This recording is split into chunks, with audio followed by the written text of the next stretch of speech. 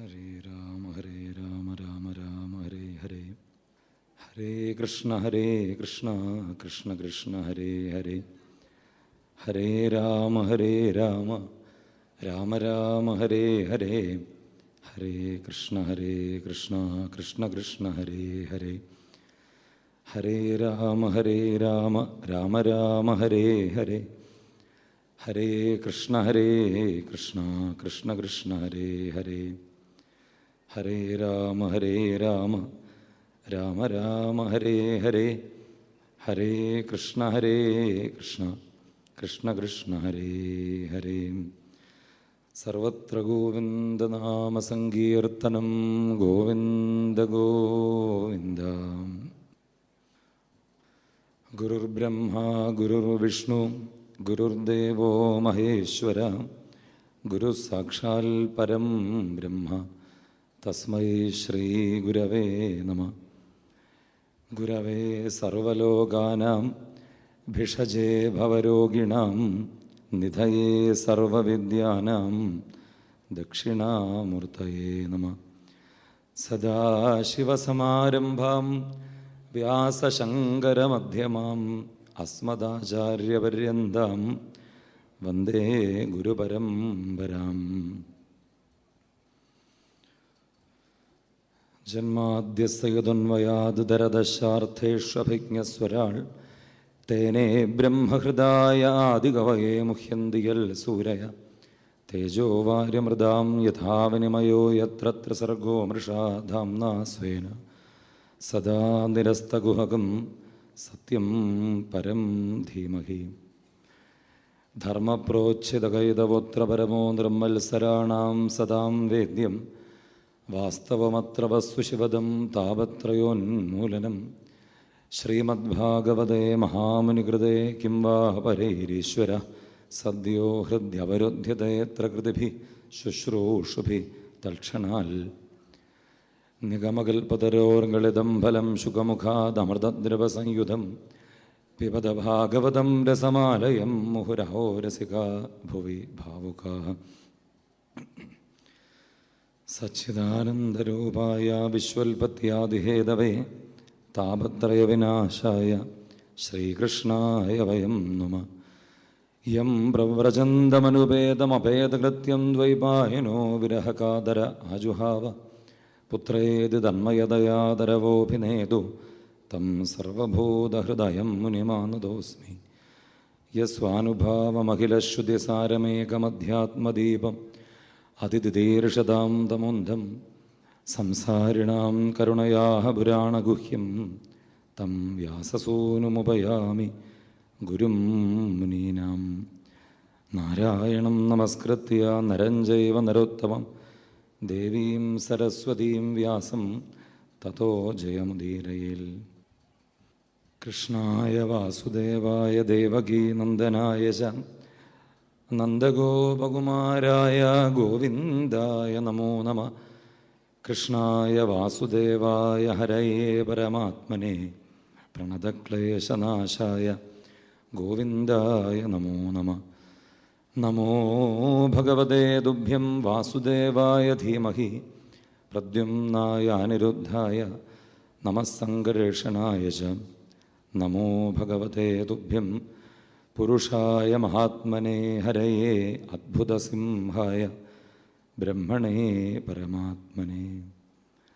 സർവത്ര ഗോവിന്ദനാമസങ്കീർത്തനം. ഗോവിന്ദ ഗോവിന്ദ.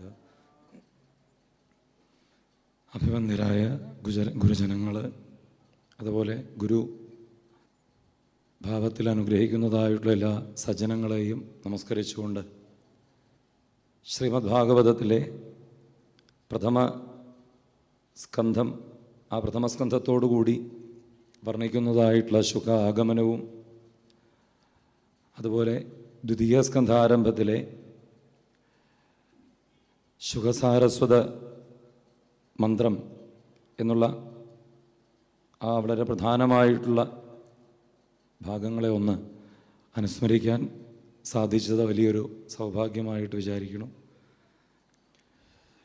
ശ്രീ ശുകബ്രഹ്മർഷിയുടെ സമക്ഷത്തിലേക്ക് പരീക്ഷിത്ത് മഹാരാജാവ്, അല്ലെങ്കിൽ പരീക്ഷത്തിന് അനുഗ്രഹമായിക്കൊണ്ട് ശുശുക ബ്രഹ്മർഷിയാകുന്ന ആ പരമഗുരുനാഥൻ എത്തിച്ചേരുന്നതായിട്ടുള്ള രംഗം, അതുമുതൽ ശുഖപരീക്ഷ സംവാദത്തിൻ്റെ ആരംഭം, അതാണ് നമ്മളിവിടെ കുറച്ച് നേരമൊന്ന് അനുസ്മരിക്കുക. അതിൽ തന്നെ ഏറ്റവും പ്രധാനമായിട്ടുള്ള ഒരു ഭാവം, പരീക്ഷിത മഹാരാജാവ് അവിടെ കൂടിയതായിട്ടുള്ള സജ്ജനങ്ങളെ സംബന്ധിച്ചുകൊണ്ട് പറയുന്നതായിട്ടുള്ളൊരു കാര്യമുണ്ട്. ശ്രീ പരീക്ഷത്തിൻ്റെ ആ വാക്കുകൾ അവിടെ പറയുന്നു. സമാഗത സർവതയേവ സർവേ വേദാ യഥാ മൂർത്തിധരാ ത്രിപൃഷ്ഠേ നേഹാധവാമുത്ര കശനാർത്ഥ ഹൃദയ പരാനുഗ്രഹമാത്മശീലം എന്നുള്ള ഭാവത്തിൽ പരീക്ഷിത മഹാരാജാവ് പരീക്ഷത്തിനെ അനുഗ്രഹിക്കുന്നതിനായിക്കൊണ്ട് ഗംഗാതീരത്തിലേക്ക് എത്തിച്ചേർന്ന അനേകം സജ്ജനങ്ങളെ നമസ്കരിച്ചുകൊണ്ട് അവരെ പ്രകീർത്തിക്കുന്നതായിട്ടുള്ളൊരു ശ്ലോകമാണ്. അതിലേറ്റവും പ്രധാനം പരാനുഗ്രഹം ആത്മശീലം എന്നുള്ള ഭാവമാണ്. എന്താണ് സജ്ജനങ്ങളുടെ മഹിമ? സദ്ഗുരുനാഥന്മാർ, അതായത് മഹർഷീശ്വരന്മാരായിട്ടുള്ള നാരദാദികൾ, അതുപോലെ ഈ ലോകത്തിലുള്ള എല്ലാ ഋഷീശ്വരന്മാരും എല്ലാ സജ്ജനങ്ങളും ഗംഗാതീരത്തിൽ പരീക്ഷത്തിനെ അനുഗ്രഹിക്കാനായിക്കൊണ്ട് എത്തിച്ചേർന്നിട്ടുണ്ട് എന്നുള്ളതാണ് അവിടെ 19-ാം അധ്യായത്തിൽ വർണ്ണിക്കുന്നതായിട്ടുള്ള രംഗം. അപ്പം എന്താണ് ഈ സജ്ജനങ്ങളുടെ മഹത്വം? അത് പരീക്ഷത്തെടുത്ത് പറയുന്നത് പരാനുഗ്രഹം ആത്മശീലം എന്നാണ്. എല്ലാവരെയും അനുഗ്രഹിക്കുക, എല്ലാവരിലേക്കും കാരുണ്യത്തെ വർഷിക്കുക എന്നുള്ളത് അവരുടെ ഏറ്റവും പ്രധാനമായിട്ടുള്ളൊരു സ്വഭാവമായിക്കൊണ്ട്, മഹത്വമായിക്കൊണ്ട് വർണ്ണിക്കാം. പരാനുഗ്രഹം എന്നുള്ളത് മറ്റുള്ളവരെ അനുഗ്രഹിക്കുക, അവനവനെ മറന്നുകൊണ്ടുപോലും മറ്റുള്ളവരെ അനുഗ്രഹിക്കുക, അല്ലെങ്കിൽ അവനവനേക്കാൾ കൂടുതൽ മറ്റുള്ളവരെ അനുഗ്രഹിക്കുകയും രക്ഷിക്കുകയും ആശ്വസിപ്പിക്കുകയും ആനന്ദിപ്പിക്കുകയും ചെയ്യുക എന്നുള്ള സജ്ജനങ്ങളുടെ മഹിമ പ്രത്യേകം പരീക്ഷത്ത് എടുത്തു പറയുന്നു. അതും എങ്ങനെയുള്ളവരാണ് ഈ വന്നു ചേർന്നതായിട്ടുള്ള മഹർഷീശ്വരന്മാർ? സത്യലോകാദികളിൽ, അല്ലെങ്കിൽ സത്യലോകത്തിൽ തന്നെ ഏറ്റവും മഹത്തരമായിട്ടുള്ള തപസ്സിനെ അനുഷ്ഠിക്കുന്നവരായിട്ടുള്ള സജ്ജനങ്ങൾ,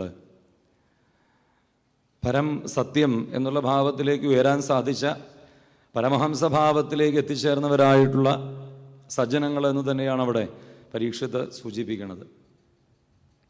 എന്നിട്ട് പറയുന്നു, എന്തുകൊണ്ടാണ് തന്നെ അനുഗ്രഹിക്കാനായിട്ടൊരു കാരുണ്യം ഈ സജ്ജനങ്ങൾ കാണിച്ചത്? സത്യത്തിൽ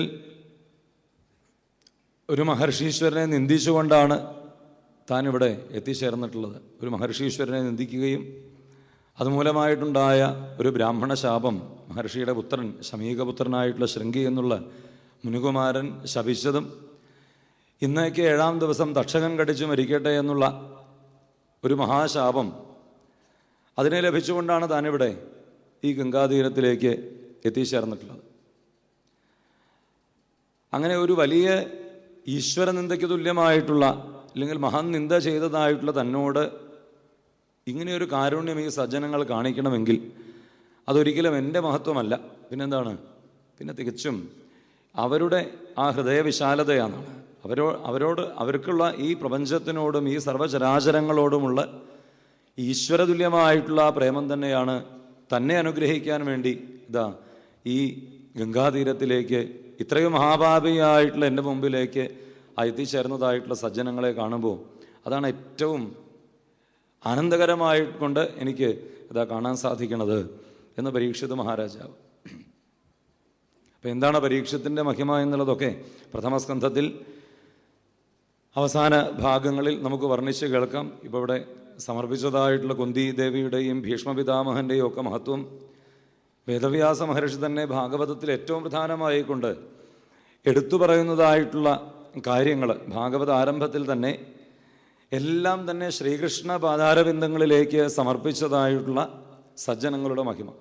അതായത് കുന്തിദേവി ആയിക്കോട്ടെ, ദ്രൗപദീ ദേവി ആവട്ടെ, പാണ്ഡവന്മാർ, അതുപോലെ ഭീഷ്മപിതാമഹൻ, അതുപോലെ ഏറ്റവും ചെറിയ പ്രായത്തിൽ തന്നെ വൈധവ്യത്തെ അനുഭവിക്കേണ്ടി വന്നതായിട്ടുള്ള ഉത്തരാദേവി, ഇങ്ങനെ അനേകം മഹാഭാരത യുദ്ധപര്യന്തമായിട്ടുള്ള ആ കഥകളെ വർണ്ണിച്ചുകൊണ്ട് ആരംഭിക്കുന്നതായിട്ടുള്ള ഭാഗവതത്തിൽ എടുത്തു പറയുന്നതായിട്ടുള്ള കാര്യം ഈ സജ്ജനങ്ങളുടെ മുഴുവൻ കൃഷ്ണ പ്രേമഭാവത്തെ എല്ലാം മറന്നുകൊണ്ട് എന്നാണ്. ദ്രൗപദി ദ്രൗപദീ ദേവി തൻ്റെ കുഞ്ഞുങ്ങളെ വധിക്കാൻ കാരണമായിട്ടുള്ളവൻ്റെ പോലും അമ്മയായിട്ടുള്ള ഭാവത്തിലാണ് ഒരിക്കലും ആ അശ്വത്ഥാമാവിനെ പോലൊരു മഹാപാപിയായിട്ട് പോലും വധിക്കരുതേ എന്ന് പറയുന്നതായിട്ടുള്ള രംഗം.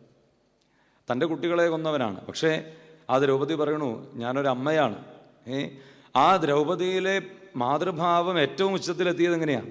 ശ്രീകൃഷ്ണ പാതാരബിന്ദങ്ങളിലേക്ക് സമർപ്പണം ചെയ്തുകൊണ്ട് ഈ ലോകത്തിന് തന്നെ അമ്മയാണ് എന്നുള്ള ഭാവത്തിലേക്ക്, ഇനിയൊരമ്മ പോലും ദുഃഖിക്കരുത്, ഇനിയൊരു പുത്രൻ ഒരാൾ പോലും വധിക്കപ്പെടരുത് എന്നുള്ളതായിട്ടുള്ള രീതിയിൽ ഏറ്റവും പ്രേമഭാവത്തിലേക്ക് ഉയർന്നതായിട്ടുള്ള, അല്ലെങ്കിൽ തൻ്റെ ദുഃഖങ്ങളെ പോലും മറന്ന്, എങ്ങനെയാണ് മറക്കണത്? ശ്രീകൃഷ്ണ പാതാരവിന്ദ ഭക്തിയെ കൊണ്ട് തന്നെ. അത്രയും ഉയർന്നതായിട്ടുള്ള ആ പ്രേമഭക്തിയിലേക്ക് എത്തിച്ചേർന്ന ദ്രൗപദീ ദേവിയും അതുപോലെ തൻ്റെ ജന്മത്തെ തന്നെ ആ പാതാരബിന്ദങ്ങളിലേക്ക് ഇവിടെ വർണ്ണിക്കലുണ്ടായി. യോഗേശ്വര അഖില ഗുരോ ഭഗവൻ നമസ്തേ എന്ന് നമസ്കരിച്ചുകൊണ്ട് ശ്രീകൃഷ്ണ പാതാരബിന്ദങ്ങളിലേക്ക് തന്നെ സമർപ്പിച്ചതായിട്ടുള്ള കുന്തിദേവിയും ഭഗവാനിലേക്ക് അലിഞ്ഞു ചേർന്നതായിട്ടുള്ള ഭീഷ്മ പിതാമഹനും അതുപോലെ മഹാപ്രസ്ഥാനത്തിലൂടെ ശരീരം എന്നതിനെ വലിച്ചെറിഞ്ഞുകൊണ്ട് ഭഗവാനിലേക്ക് എത്തിയ ആ പാണ്ഡവന്മാരും. അപ്പം ഇവരുടെയൊക്കെ മഹത്വമാണ് ആരിൽ കാണുന്നത്? ശ്രീ പരീക്ഷിത്ത് മഹാരാജാവിൽ കാണുന്നത്. മാത്രമല്ല, ആരാണ് പരീക്ഷിത്ത്? വേദവ്യാസ മഹർഷിയുടെ അഭിപ്രായത്തിൽ ഒന്നുകിൽ പ്രഹ്ലാദന് തുല്യമായിക്കൊണ്ടോ ഇല്ലെങ്കിൽ പ്രഹ്ലാദനേക്കാൾ ഒരുപടി മുകളിലേക്ക് മഹത്വമുള്ളവനായിരുന്നു ആര്? ശ്രീ പരീക്ഷിത്ത്. കാരണം എന്താണ്? പ്രഹ്ലാദൻ കയാധുവിൻ്റെ ഗർഭത്തിൽ കിടക്കുന്ന സമയത്ത് നാരദ മഹർഷിയാൽ ഭഗവത് തത്വത്തെ ഉപദേശിക്കപ്പെട്ട ആളാണ്. മാമപ്യുദ്യശ്യ നിർമ്മലം എന്ന് നാരദ മഹർഷി പറഞ്ഞതുപോലെ തന്നെ നാരദ മഹർഷിയുടെ ആ പൂർവ്വജന്മ കഥ പറയുന്ന സമയത്ത് അവിടെ സജ്ജനങ്ങളുടെ അനുഗ്രഹം തനിക്ക് കിട്ടിയത് അനുസ്മരിക്കുന്നുണ്ട്. അതുപോലെ പ്രഹ്ലാദൻ അസുര കുട്ടികളോട് പറയുന്ന സമയത്ത് അവിടെയും പറയണു, എന്നെ ശുദ്ധീകരിക്കുന്നതിനായിക്കൊണ്ട് അമ്മയുടെ ഗർഭത്തിൽ കിടക്കുന്നതായിട്ടുള്ള എനിക്ക് ആ നാരദ മഹർഷിയാകുന്ന ഗുരുനാഥൻ ഭഗവാനെ പറ്റി പറഞ്ഞു തന്നു. ആ ഭഗവത് ബോധം എന്നിൽ വളരെയധികം ദൃഢമായിക്കൊണ്ട് രൂഢമൂലമായിക്കൊണ്ട് ഉറപ്പിക്കാൻ ആ നാരദ മഹർഷിയെ കൊണ്ട് സാധിക്കലുണ്ടായി. അല്ലെങ്കിൽ നാരദ മഹർഷിയുടെ അനുഗ്രഹത്താൽ എനിക്ക് സാധിക്കലുണ്ടായി.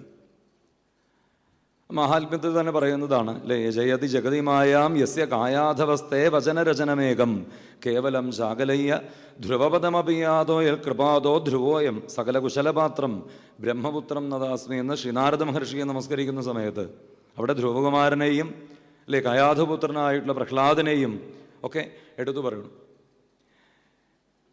ഇവിടെ പരീക്ഷത്തിൻ്റെ മഹിമയോ ഗർഭേ ദൃഷ്ടമെന്നാണ്. ഭഗവാനെ ഗർഭമാത്രത്തിൽ വെച്ച് കണ്ട ആളാണ് പരീക്ഷിത്ത് എന്ന് പറയുമ്പോൾ. ഇപ്പോൾ പ്രഹ്ലാദനോ ഇല്ലെങ്കിൽ ധ്രുവനോ സാധിക്കാത്തതായിട്ടുള്ള കാര്യം ആർക്ക് സാധിക്കുന്നുണ്ട്? പരീക്ഷത്തിന് സാധിക്കുന്നുണ്ട് എന്ന് നമുക്ക് മനസ്സിലാക്കാം. കാരണം എന്താ? പരീക്ഷത്തിനോടുകൂടി ഭഗവാൻ ആ ഉത്തരാഗർഭത്തിൽ ഗർഭവാസം അനുഷ്ഠിക്കണമെന്നാണ് വേദവ്യാസ മഹർഷി പറയുന്നത്. പ്രഹ്ലാദനോടുകൂടി ഗർഭത്തിൽ പ്രവേശിച്ച് ദർശനം കൊടുത്തു എന്ന് പ്രഹ്ലാദൻ്റെ കഥയിൽ പോലും നമുക്ക് കേൾക്കാൻ സാധിക്കില്ല. പ്രഹ്ലാദൻ്റെ ഉള്ളിൽ കണ്ടിട്ടുണ്ടായിരിക്കാം ഗർഭപാത്രത്തിലിരിക്കുമ്പോഴേ കയാധോ ഗർഭത്തിലിരിക്കുമ്പോൾ തന്നെ നാരദ മഹർഷി പകർന്നു നൽകിയിട്ടുണ്ട് ആ പരമമായിട്ടുള്ള പ്രേമവും ഭക്തിയും ജ്ഞാനവും എല്ലാം തന്നെ. എന്നാൽ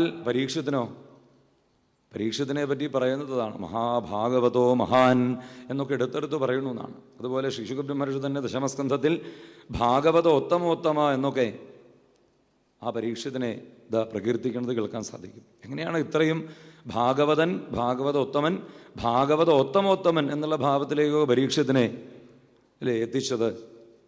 എപ്പോൾ എത്തിച്ചു? ഇല്ലെങ്കിൽ എങ്ങനെ പരീക്ഷത്തിന് സാധിച്ചു? അവിടെ പറയണത് എങ്ങനെ സാധിക്കാതിരിക്കും? കാരണം എന്താ? അമ്മയുടെ ഗർഭപാത്രത്തിലിരിക്കുമ്പോഴേ ഭഗവാനെ കണ്ടതാണ്. ഒന്നുകിൽ അമ്മയെ കാണുന്നതിന് മുമ്പ് തന്നെ ആരെ കണ്ടു? ഭഗവത് ദർശനം സാധിച്ചിട്ടുള്ള ആളാണ് ഏറ്റവും മഹാത്മാവായിട്ടുള്ള ശ്രീ പരീക്ഷിത് മഹാരാജാവ്. അപ്പം എങ്ങനെ ഈ ഒരു മഹാത്മ്യം, എങ്ങനെയൊരു ഭാഗ്യം ലഭിച്ചു? അത് അമ്മയുടെ ആ തപസ്സു തന്നെ ഉത്തരാദേവിയാകുന്ന ആ അമ്മയുടെ മഹത്വം, ആ അമ്മയുടെ ശരണാഗതി ഭാവം, അതുപോലെ പാണ്ഡവന്മാരുടെയും ദ്രൗപദീ ദേവിയുടെയും കുന്തിമാതാവിൻ്റെയും ഒക്കെ ആ ശ്രീകൃഷ്ണ പ്രേമം തന്നെയാണ്. അതേറ്റവും മനോഹരമായിട്ടുള്ള പാരമ്പര്യമായി കൊണ്ടും പറഞ്ഞു കൊടുത്തതനുസരിച്ച് ആ പരീക്ഷത്തിലേക്കും കുട്ടിക്കാലം മുതൽക്ക് തന്നെ ഉറച്ചതായിട്ടുള്ള ആ ശ്രീകൃഷ്ണ പാതാരവിന്ദ ഭക്തി എന്നുള്ളത്. അതുകൊണ്ട് തന്നെയാണ് മറ്റേതവസ്ഥകളെയും ജയിച്ചുകൊണ്ട്, അല്ലെ, മരണത്തെ പോലും ജയിച്ചുകൊണ്ട് ആ ശ്രീകൃഷ്ണ പാദാരവിന്ദങ്ങളിലേക്ക് എത്തിച്ചേരാൻ പരീക്ഷിത് മഹാരാജാവിന് സാധിച്ചത്. അതാണല്ലോ പരീക്ഷിൽ സാക്ഷി എന്ന് പറഞ്ഞത്, അല്ലേ? പരീക്ഷിത്ത് ആ മരണത്തെ തന്നെ ജയിച്ചുകൊണ്ടാണ് എവിടേക്ക് എത്തിയത്? ഭഗവത് പാദാരവിന്ദങ്ങളിലേക്ക് എത്തിച്ചേർന്നത് ഭാഗവത ശ്രവണത്തിലൂടെ. അപ്പം മാഹാത്മ്യം മുതൽക്കുള്ള ആ അനുസ്മരണം, പരീക്ഷത്തിൻ്റെ മഹത്വം, അതുപോലെ തന്നെ ആ പാണ്ഡവന്മാരുടെ മഹത്വം, അതുപോലെ പ്രഥമസ്കന്ധം ഏറ്റവും പ്രധാനമായിട്ട് ആ ശ്രീകൃഷ്ണ പാദാരവിന്ദ ഭക്തിയുടെ മഹത്വത്തെ നല്ലവണ്ണം ഉറപ്പിക്കുകയാണ്. എന്നിട്ട് ഗുരുനാഥന്മാർ പറയുന്നു, ആ പരമമായിട്ടുള്ള വാക്യം, സത്യം പരം ധീമഹി എന്നുള്ള മഹാവാക്യം, അതെങ്ങനെ ഉറപ്പിക്കണം? ആ ശ്രീകൃഷ്ണ പരമാത്മാവിനെ തന്നെ ഹൃദയത്തിൽ നല്ലവണ്ണം പ്രേമത്തോടുകൂടി ഉറപ്പിച്ചുകൊണ്ട് നിരന്തരമായി ആ പരമമായിട്ടുള്ള ശ്രീകൃഷ്ണ തത്വത്തെ തന്നെ ധ്യാനം ചെയ്യാനാണ് ഗുരുനാഥന്മാർ ഇതാ നമുക്ക് പറഞ്ഞു തരാം. അതാണല്ലോ ഈ സത്രവേദിയായിക്കൊണ്ട് എത്രയെത്രയോ വർഷങ്ങളിലൂടെയുള്ള ഈ ഒരു സപര്യ, ഈ ഒരു ഉപാസന, എത്രയെത്ര സജ്ജനങ്ങളെ, അല്ലേ, കണ്ടുകൊണ്ടും അനുഗ്രഹിച്ചുകൊണ്ടും പ്രഭാഷണാദികൾ കേട്ടുകൊണ്ടും നാമസങ്കീർത്തനം ചെയ്തുകൊണ്ടും, അതുപോലെ ഏറ്റവും പ്രധാനമായിക്കൊണ്ട് അനേകം, അതാണ് ഇവിടെ ഈ ഒരു യജ്ഞവേദിയുടെ പ്രത്യേകത എന്നുള്ളത്, അനേകം ഋഷിതുല്യന്മാരായിട്ടുള്ള സജ്ജനങ്ങൾ, നമുക്ക് പോലും അറിയാത്ത മഹിമകളോട് കൂടിയവർ ഈ യജ്ഞവേദിയിൽ എത്തിച്ചേർന്നുകൊണ്ടിരിക്കണം എന്നുള്ളതാണ്. നമുക്കറിയില്ല, കാരണം നമുക്ക് അങ്ങനെയുള്ള മഹത്തുക്കളെ കാണാനുള്ളൊരു കാഴ്ച ഇല്ല എന്നുള്ളതാണ്, അല്ലേ? അപ്പോൾ എത്രയോ ഋഷീശ്വരന്മാർക്ക് തുല്യമായിട്ടുള്ള സജ്ജനങ്ങൾ എത്തിച്ചേരുന്നതായിട്ടുള്ള ഒരു തപോഭൂമി കൂടിയാണ് ഈ ഒരു യജ്ഞവേദി എന്നുള്ളത്. അതുകൊണ്ടാണ് ആ പരീക്ഷത്തിൻ്റെ വാക്കിനെ തന്നെ എടുത്തു പറഞ്ഞുകൊണ്ട് ആരംഭിച്ചത് പരാനുഗ്രഹം ആത്മശീലം എന്നുള്ളത്. നമ്മളെയൊക്കെ അനുഗ്രഹിക്കുകയാണ്. അപ്പോൾ ഈ ഒരു യജ്ഞവേദിയിൽ ഇവിടെ ഇരിക്കാൻ അർഹതയുണ്ടായിട്ടൊന്നുമല്ല, എന്നാൽ ഈ ഒരു യജ്ഞവേദിയിലേക്ക് എത്തിച്ചതും, അതുപോലെ ഇവിടെ കേട്ടുകൊണ്ടിരിക്കുന്ന ഓരോ സജ്ജനങ്ങളും, ഗുരുതുല്യന്മാരായിട്ടുള്ള നിങ്ങൾ ഓരോരുത്തരും, നമ്മളെയൊക്കെ ഈ യജ്ഞവേദിയിലേക്ക്, അല്ലെങ്കിൽ ഈ ഒരു ഭാഗവത സഭയ്ക്ക് മുമ്പിലേക്ക് എത്തിച്ചത് അത്തരത്തിലുള്ള ഋഷീശ്വരന്മാരുടെ, ഋഷിതുല്യന്മാരായിട്ടുള്ള ആ പൂർവികാചാര്യന്മാരുടെയും ഇന്ന് നമ്മുടെ കൂടെയുള്ളതായിട്ടുള്ള ഋഷിതുല്യന്മാരായിട്ടുള്ള ആ സജ്ജനങ്ങളുടെയും കാരുണ്യം തന്നെയാണ്. അതാണ് പരാനുഗ്രഹം ആത്മശീലം. അത് പ്രത്യേകം ഉള്ളിലിങ്ങനെ അതിങ്ങനെ തോന്നുന്നു എന്നുള്ളതാണ്, പരാനുഗ്രഹം ആത്മശീലം. കാരണം അത്ര എളുപ്പമായിട്ടുള്ളതല്ല ഈ ഒരു അവസ്ഥ എന്നുള്ളതാണ്, അല്ലേ? മറ്റുള്ളവരുടെ ശ്രേയസ്സിനെ, അല്ലേ, അവനവൻ്റെ ജീവിതം തന്നെ, ജന്മം തന്നെ ഈ ലോകത്തിനു വേണ്ടി സമർപ്പിക്കുന്നതായിട്ടുള്ള ആ മഹത്തുക്കളുടെ മഹിമ, അതിനു മുമ്പിൽ നമസ്കരിക്കാതെ സാധിക്കില്ല എന്നുള്ളതാണ്. അപ്പം എങ്ങനെയാണോ പരീക്ഷിത് മഹാരാജാവിനെ അനുഗ്രഹിക്കാനായിട്ട് അനേകം ഋഷിവര്യന്മാരെ എത്തിച്ചേർന്നത്, അതുപോലെ നമ്മളെ അനുഗ്രഹിക്കാനും ഈ ഒരു പുണ്യഭൂമിയിൽ എത്രയോ സജ്ജനങ്ങൾ എത്തിച്ചേർന്നുകൊണ്ടിരിക്കുന്നു. എത്രയോ മഹിമകൾ ഇതാ നമ്മൾ അനുഭവിച്ചു കൊണ്ടിരിക്കുന്നു, കേട്ടുകൊണ്ടും, അല്ലേ, കണ്ടുകൊണ്ടും ഒക്കെ തന്നെ.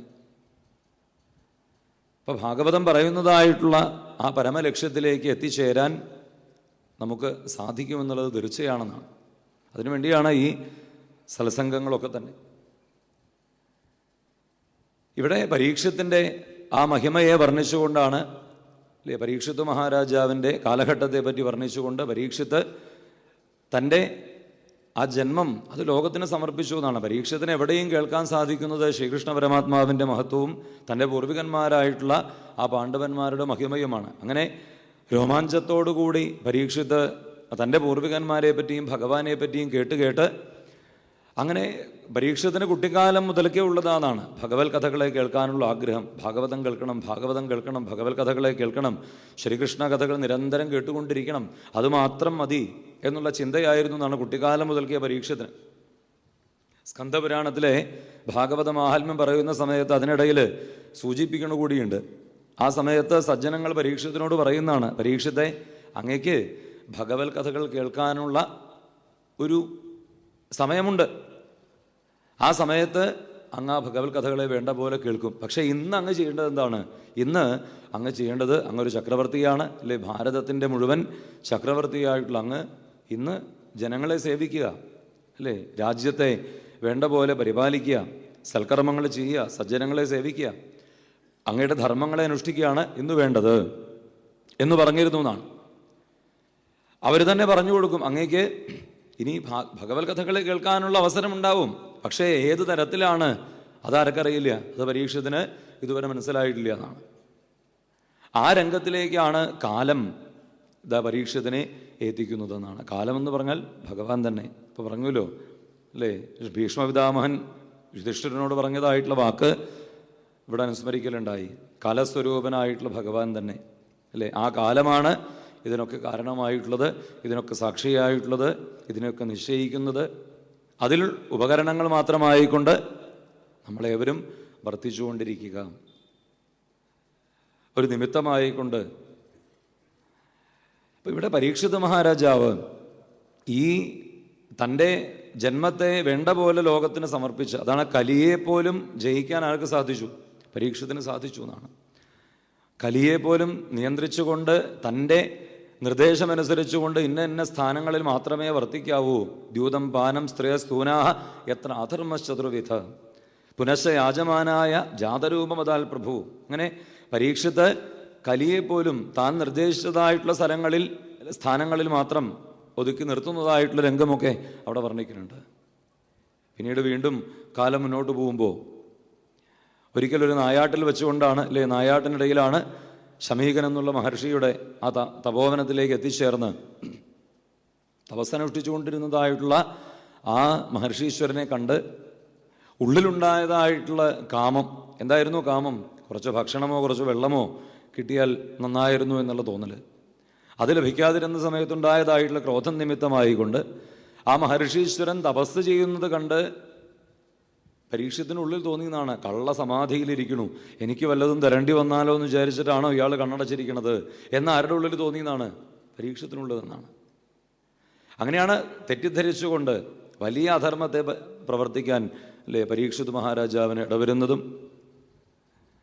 എന്നാൽ ആ മഹർഷിയുടെ മഹിമ അതവിടെ എടുത്തു പറയണു. തന്നെ അപമാനിക്കുന്നതിന് വേണ്ടി പ്രവർത്തിച്ചതായിട്ടുള്ള ആ പരീക്ഷത്തിന് പോലും നന്മ വരണമെന്ന് പ്രാർത്ഥിച്ചതായിട്ടുള്ള ശമീകൻ, അതുപോലെ തൻ്റെ പുത്രൻ ശപിച്ചതായിട്ടുള്ള ആ പരീക്ഷിത് മഹാരാജാവിൻ്റെ അവസ്ഥയെ കണ്ടുകൊണ്ട് ആ പുത്രനെ കൊണ്ട് തന്നെ ഈ വാർത്ത പരീക്ഷത്തിനെ അറിയിക്കുന്നതും തൻ്റെ പുത്രൻ ചെയ്തതായിട്ടുള്ള ആ പാപത്തെ അതിനെ ശാസിക്കുന്നതുമായിട്ടുള്ള രംഗമൊക്കെ അവിടെ കാണാൻ സാധിക്കും അല്ലേ. ശമീകൻ എന്നുള്ള ആ മഹർഷി ശൃംഗി എന്നുള്ള തൻ്റെ പുത്രനെ ശാസിക്കുന്നത് കാണാം. അപക്വബുദ്ധിയായിട്ടുള്ള നീ ഇങ്ങനെ പ്രവർത്തിക്കാൻ എന്ത് അധികാരമാണ് നിനക്കുള്ളത്?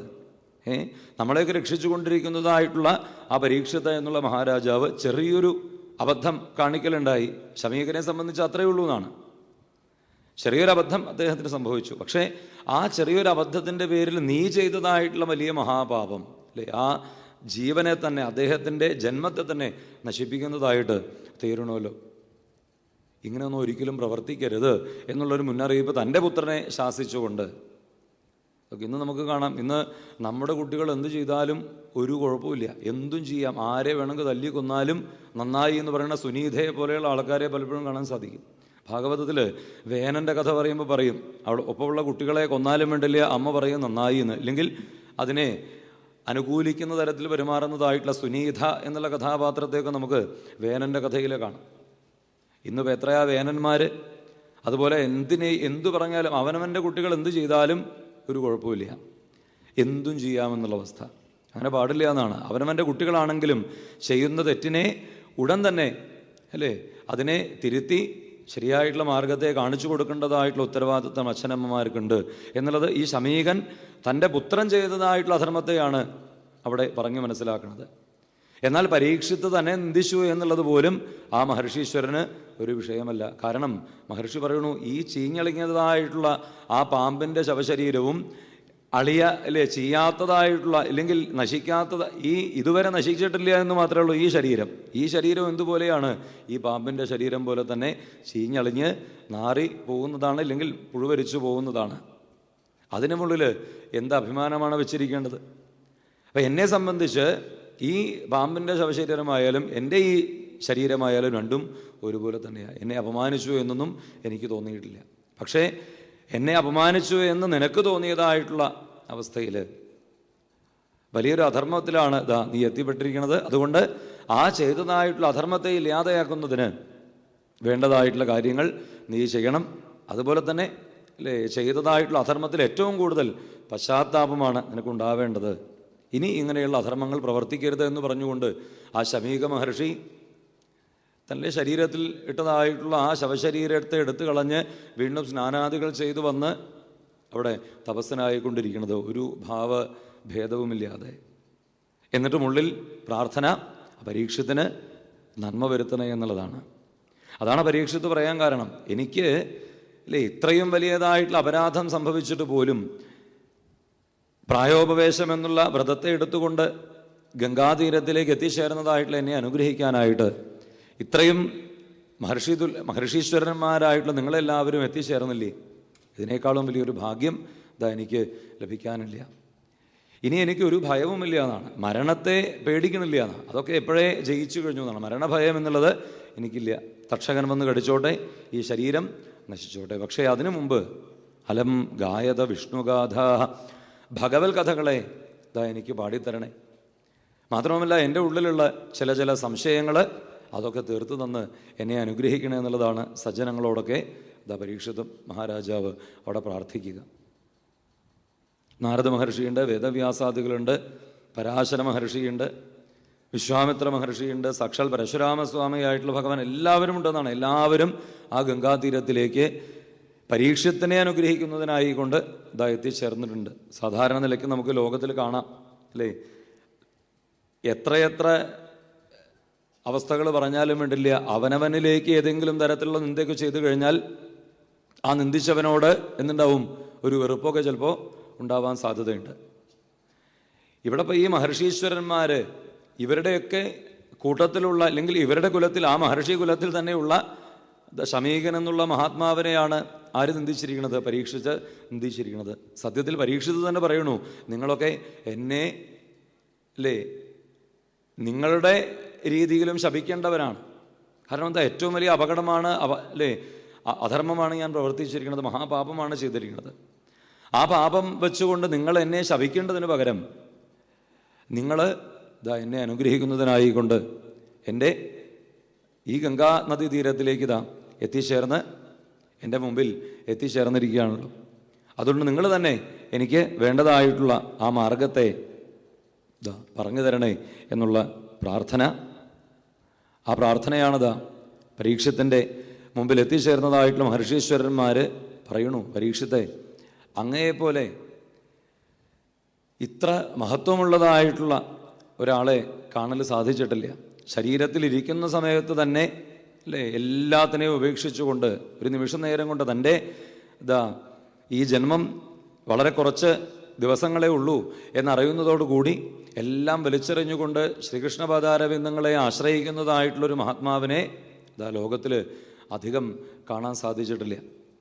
ഇനി അഥവാ കുറച്ചു കാലമേ ആയുസുള്ളൂ എന്നറിഞ്ഞാൽ അതിനെ പരമാവധി എങ്ങനെയൊക്കെ അങ്ങോട്ട് ധനത്തെ കൊണ്ടും ഇല്ലെങ്കിൽ മറ്റുള്ള അവസ്ഥകളെ കൊണ്ടുമൊക്കെ പൂർണ്ണമാക്കിക്കൊണ്ട് ഈ ലൗകികമായിട്ടുള്ള ഭാവത്തിൽ തന്നെ എങ്ങനെയൊക്കെ ജീവിക്കാം എന്നാണ് സാധാരണ നിലയ്ക്ക് ചിന്തിക്കുക എന്നാണ്. ചിലപ്പോൾ അങ്ങേക്ക് 7-ാം ദിവസം മരണമുണ്ട് എന്ന് കേട്ടാൽ തന്നെ ആ കേൾക്കുന്ന നിമിഷം തന്നെ ചിലപ്പോൾ കഥ കഴിയും. 7 ദിവസത്തേക്കൊന്നും ബാക്കി ഉണ്ടാവില്ല എന്നാണ്. കേട്ട് പേടിച്ചിട്ടേ അപ്പം തന്നെ കഥ കഴിയും. ഇനി അഥവാ ഉണ്ടെങ്കിൽ തന്നെ എന്നാൽ ഇനി 7 ദിവസങ്ങൾ ഇനി അങ്ങോട്ട് തൻ്റെ എല്ലാം വെച്ചുകൊണ്ട് പൂർണ്ണമാക്കി സുഖഭോഗങ്ങൾ അനുഭവിച്ചുകൊണ്ടും അങ്ങനെയൊക്കെയാണ് തീർക്കാം എന്ന് വിചാരിക്കും. എന്നാൽ പരീക്ഷിത്ത് മുമ്പേ തന്നെ കുട്ടിക്കാലം മുതൽക്ക് തന്നെ ശ്രീകൃഷ്ണ പാദാരബിന്ദങ്ങളിലേക്ക് ആകർഷണനായിട്ടുള്ള ആളാണ്. എപ്പോഴേ ഭഗവത് പാദാരബിന്ദങ്ങളിലേക്ക് സമർപ്പണം ചെയ്തിട്ടുള്ള ആളാണ്.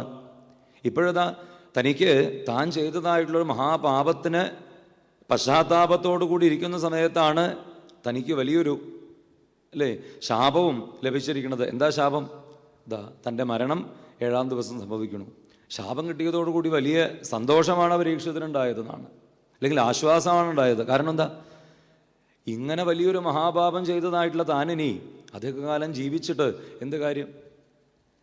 മാത്രമല്ല ഒരു വലിയൊരു അനുഗ്രഹം പരീക്ഷത്തിന് തോന്നിയത്, തനിക്കൊരു മുൻകൂട്ടിയുള്ളൊരു അറിവ് കിട്ടിയല്ലോ. എന്ത്? 7 ദിവസം ബാക്കിയുണ്ട് എന്നുള്ളത്. പരീക്ഷത്തിൻ്റെ ഉള്ളിൽ അപ്പോഴും ചിന്ത ഇതുപോലും അറിയാത്തവരുടെ അവസ്ഥയെ പറ്റിയിട്ടാണ് എപ്പോഴാണ് ഈ ശരീരം നശിക്കുന്നത് എന്നുള്ളത് ഒരറിവുമില്ലാത്തതായിട്ടുള്ള അതാണ് മ്രിയമാണസ്യ സർവഥാ പറയും. മ്രിയമാണന്മാരെന്നാണ്. അതായത് മരണം എന്നത് എപ്പോൾ വേണമെങ്കിൽ സംഭവിക്കാം എന്നുള്ള അവസ്ഥയിലിരിക്കുന്നവർ, അല്ലെങ്കിൽ നിരന്തരം മരണചിന്തയിൽ വർദ്ധിക്കുന്നവർ, എപ്പോഴാണ് മരിക്കുക, എപ്പോഴാണ് മരിക്കുക, എപ്പോഴാണ് മരിക്കുക, അല്ലെ, ജനിക്കുന്നത് മുതൽക്ക് തന്നെ ഉള്ളതായിട്ടുള്ള ഭയം എന്താണ്? മരണം എന്നുള്ളതാണ്. ഭാഗവതത്തിൽ എത്ര കഥാപാത്രങ്ങളെയാണ്, അല്ലെ, ഹിരണ്യകശിപുവിനെ പോലെയൊക്കെ മരണം മരണം മരണം മരണം തന്നെ ഉരുവിട്ട് ജീവിതം തന്നെ നശിപ്പിച്ച് കളഞ്ഞ്, അല്ലേ, ഭഗവാനെ തന്നെ മറന്ന് ലോകത്തെ മുഴുവൻ നശിപ്പിച്ചതായിട്ടുള്ള എത്ര ആൾക്കാരുടെ കഥ. എന്താ കാരണം? മരണഭയം എന്നുള്ളത്. അത് നിമിത്തമായിട്ടുള്ള മറ്റ് പലതരത്തിലുള്ളതായിട്ടുള്ള ഭയങ്ങൾ, അല്ലേ. എന്നാൽ ഒരാൾ പോലും, അങ്ങനെയുള്ളവർ പോലും എന്ത് ചിന്തിക്കണില്ല? ഈ ഭയത്തെ ഇല്ലാതെയാക്കാൻ എന്താണ് വഴി, അല്ലേ, മരണത്തെ ജയിക്കാനുള്ള വഴി എന്താണ് എന്ന് ചിന്തിക്കണില്ല. മരണം ഇല്ലാതെയാക്കാൻ എന്നൊക്കെ പറഞ്ഞിട്ട്, അല്ലേ, മരണം ഉണ്ടാവരുത്, അമരത്വം ഉണ്ടാവണം എന്നൊക്കെ തപസ്സൊക്കെ ചെയ്ത് വരം വാങ്ങിയ ആൾക്കാരുണ്ട്. പക്ഷേ അവർക്ക് പോലും എന്ത് സാധിച്ചിട്ടില്ല? മരണത്തെ ജയിക്കുന്നതിനായിട്ട് സാധിച്ചിട്ടില്ല എന്നാണ്.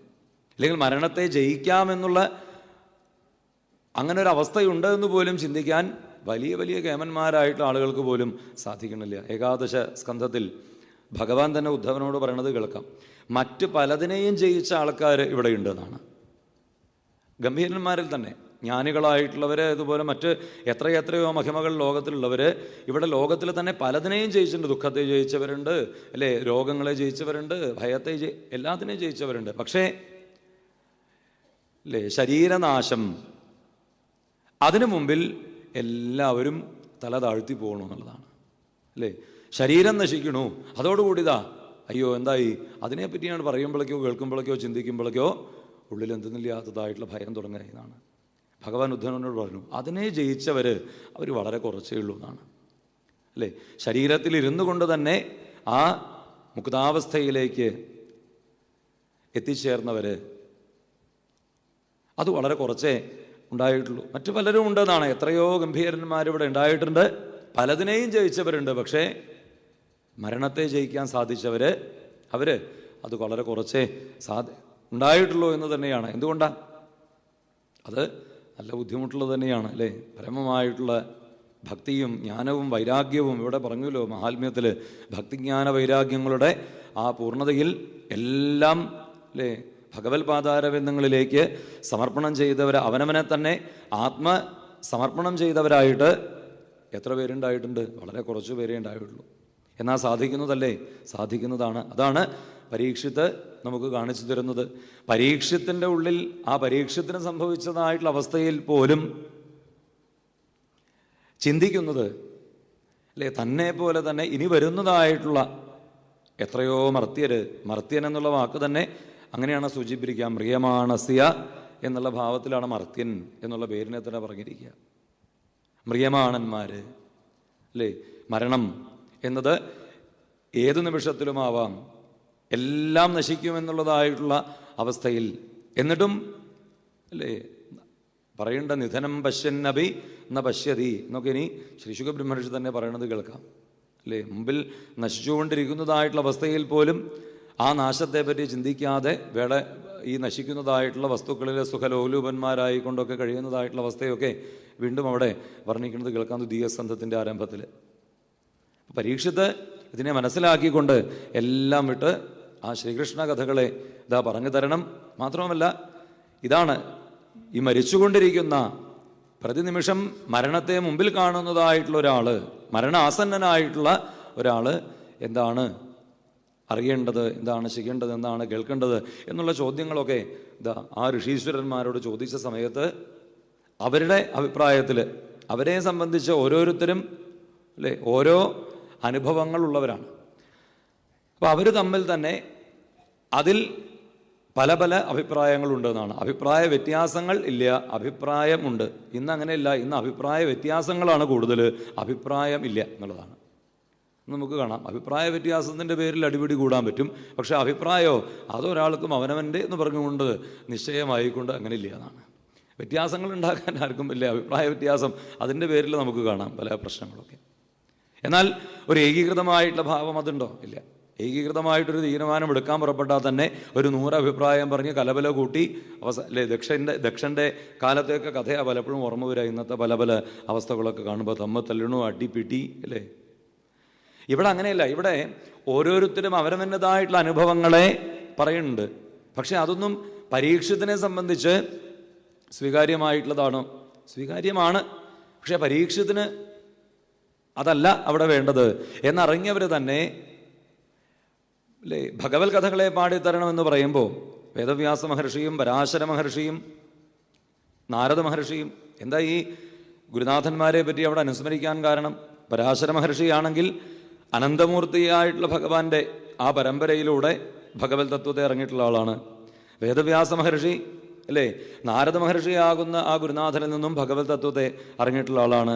ഭഗവാനിൽ നിന്ന് ആരംഭിച്ചതായിട്ടുള്ള പരമ്പര അല്ലേ, 2 പരമ്പരകളെ ഭാഗവതത്തിലൂടെ വർണ്ണിക്കുന്നുണ്ട്. ഒന്ന് ഭഗവാനിൽ നിന്ന് ആരംഭിച്ചതായിട്ടുള്ള പരമ്പരയും മറ്റൊന്ന് അനന്തമൂർത്തിയിൽ നിന്ന് ആരംഭിച്ചതായിട്ടുള്ള പരമ്പരയും. 2 പരമ്പരകളെ ഭാഗവതത്തിൽ നമുക്ക് ഒരുമിച്ച് കാണാൻ സാധിക്കും. ഭാഗവതത്തിൻ്റെ തന്നെ പരമ്പരയെ ശതശ്ലോകി ഭാഗവത രൂപത്തിലുള്ള ആ ഉപദേശത്തിൽ നിന്ന് തുടങ്ങുന്നതായിട്ടുള്ളൊരു പരമ്പര ഒരു ഭാഗത്ത്, അനന്തമൂർത്തിയിൽ നിന്ന് ആരംഭിക്കുന്നതായിട്ടുള്ള ആ പരമ്പര അത് പരാശരനിൽ എത്തിച്ചേർന്ന് ആ പരാശരപുത്രനായിട്ടുള്ള വേദവ്യാസൻ, നാരദ മഹർഷിയിൽ നിന്ന് ഭാഗവതത്തെ സ്വീകരിക്കുന്നതായിട്ടുള്ള വേദവ്യാസൻ. അപ്പോൾ വേദവ്യാസ മഹർഷിയിലേക്ക് എത്തിച്ചേരുമ്പോൾ 2 പരമ്പരകളും ഒരുമിച്ച് ചേരുന്നതായിട്ടൊക്കെ നമുക്ക് ഭാഗവതത്തിൽ കാണാനായിട്ട് സാധിക്കും. എന്നിട്ടും വേദവ്യാസ മഹർഷി പോലും ആ പരീക്ഷിത് മഹാരാജാവിന് ഭാഗവതം പറഞ്ഞു കൊടുക്കാൻ അവിടെ തയ്യാറായില്ല എന്നല്ല പറയണത്. പിന്നെന്താണ്? അതിനുള്ളൊരു മഹത്വമൊന്നും ഞങ്ങൾക്കായിട്ടില്ല എന്നുള്ള രീതിയിലാണ് പരീക്ഷത്തിന് ഭാഗവതം പറഞ്ഞു കൊടുക്കണം എന്നറിയാം. ഭാഗവതത്തെയാണ് പരീക്ഷത്തിന് കേൾക്കാൻ ആഗ്രഹമുള്ളത്, പറഞ്ഞു കൊടുക്കണമെന്നൊക്കെ അറിയാം, പറഞ്ഞു കൊടുക്കാൻ അറിയുന്നവരുമാണ്. പക്ഷേ അവർ പോലും ഒന്ന് ഭഗവാനെ ഉള്ളിലൊന്നാണ്ട് സ്മരിച്ചു എന്നാണ്. കാരണം പരീക്ഷത്തിന് ഭാഗവതം പറഞ്ഞു കൊടുക്കുന്നതായിട്ടുള്ള മഹത്വത്തിലേക്ക് ഉയരാൻ ഞങ്ങൾക്ക് പോലും സാധിച്ചിട്ടുണ്ടോ എന്ന് അവരുടെ ഉള്ളിൽ ഒരു തോന്നൽ. മാത്രമല്ല എല്ലാവരുടെയും ആഗ്രഹം തന്നെ എന്താണ്? ശ്രീശുക ബ്രഹ്മർഷി തന്നെ ഭാഗവതത്തെ പരീക്ഷത്തിന് പാടിക്കൊടുക്കണമെന്ന് തന്നെയാണ്.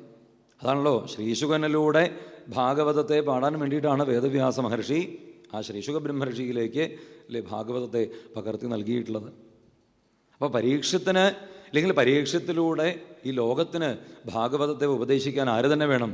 ശ്രീശുക ബ്രഹ്മർഷിയാകുന്ന ആ പരമഹംസ യോഗീശ്വരൻ തന്നെ വേണം എന്നുള്ള ഭാവത്തെ എല്ലാവരുടെയും ഉള്ളിൽ പ്രാർത്ഥനയായിട്ട് തീരണു. ആ പ്രാർത്ഥനയുടെ ഫലം പരീക്ഷത്തിൻ്റെയും ഋഷീശ്വരന്മാരുടെയൊക്കെ പ്രാർത്ഥനയുടെ ഫലമായിട്ടാണ് തത്ര ആഗമൽ ഭഗവാൻ വ്യാസപുത്ര. വേദവ്യാസ പുത്രനായിക്കൊണ്ട് അവിടെ ഭഗവാൻ എന്ന് സൂചിപ്പിച്ചിരിക്കുന്നത് ഭഗവാന്റെ മഹിമകളോട് കൂടിയവൻ എന്നുള്ള ഭാവത്തിൽ ഒരർത്ഥത്തിൽ. അതായത് ശ്രീശുക ബ്രഹ്മർഷി ഭഗവാന്റെ പൂർണ്ണമായിട്ടുള്ള മഹിമകളോട് കൂടിയവനാണ് എന്നുള്ളത്. ഇനി ആ അർത്ഥത്തെ കൊണ്ട് തന്നെ ചിന്തിച്ചു കഴിഞ്ഞാൽ നമുക്കറിയാം ഭഗവാന് തുല്യനായിട്ട് എന്ന് പറഞ്ഞാൽ ആരേ ഉള്ളൂ? ഭഗവാൻ തന്നെ ഉള്ളൂ അല്ലേ. പഞ്ചമസ്കന്ധത്തിൽ ഋഷഭദേവൻ്റെ അവതാരത്തിന് മുമ്പായിക്കൊണ്ട് ഭഗവാന് തുല്യനായിട്ടൊരു പുത്രൻ ഉണ്ടാവണം എന്ന് പറയുമ്പോൾ ഭഗവാൻ തന്നെ അവിടെ പറയണു, എനിക്ക് തുല്യനായിക്കൊണ്ട് ആരേ ഉള്ളൂ? ഞാൻ തന്നെ ഉള്ളൂ. എനിക്ക് തുല്യനായിക്കൊണ്ട് മറ്റൊരാളെ ഇവിടെ കാണാൻ സാധിക്കുമോ? ഇല്ല, ഞാനേ ഉള്ളൂ. അഹമേവാസം അല്ലേ എന്നുള്ളത് പരമമായിട്ടുള്ള ഉപദേശത്തിൽ ബ്രഹ്മാവര് തന്നെ പറഞ്ഞു കൊടുക്കുന്നതാണ്. ഞാൻ എന്നുള്ള ആ പരമമായിട്ടുള്ള സത്യത്തെ. അപ്പം ഇവിടെ സാക്ഷാൽ വ്യാസപുത്രനായിക്കൊണ്ട് തത്ര ആഗമൽ ഭഗവാൻ വ്യാസപുത്ര എന്ന് ശ്രീശുക ബ്രഹ്മർഷിയെ പറ്റി പറയുമ്പോൾ അപ്പോൾ ശ്രീശുക ബ്രഹ്മർഷി ആര് തന്നെയാണ്? സാക്ഷാൽ ഭഗവാൻ തന്നെയാണ് എന്ന് മനസ്സിലാക്കാം എന്നുള്ളത് തന്നെയാണ്. യദൃച്ഛയ എന്ന് പറയുമ്പോൾ ശ്രീധരാചാര്യസ്വാമികളുടെ വ്യാഖ്യാനത്തിൽ ഇങ്ങനെയാണ് എന്ന് ഗുരുനാഥന്മാർ പറഞ്ഞു കേട്ടിട്ടുണ്ട്. അതെന്താ? യദൃച്ഛയ എന്ന് കണ്ടു കഴിഞ്ഞാൽ അവിടെ സ്വീകരിക്കേണ്ടതായിട്ടുള്ള അർത്ഥം ഭഗവത് കാരുണ്യേന എന്നാവണം എന്നാണ്. ഭഗവാന്റെ കാരുണ്യത്തെ കൊണ്ടെന്നാണ്.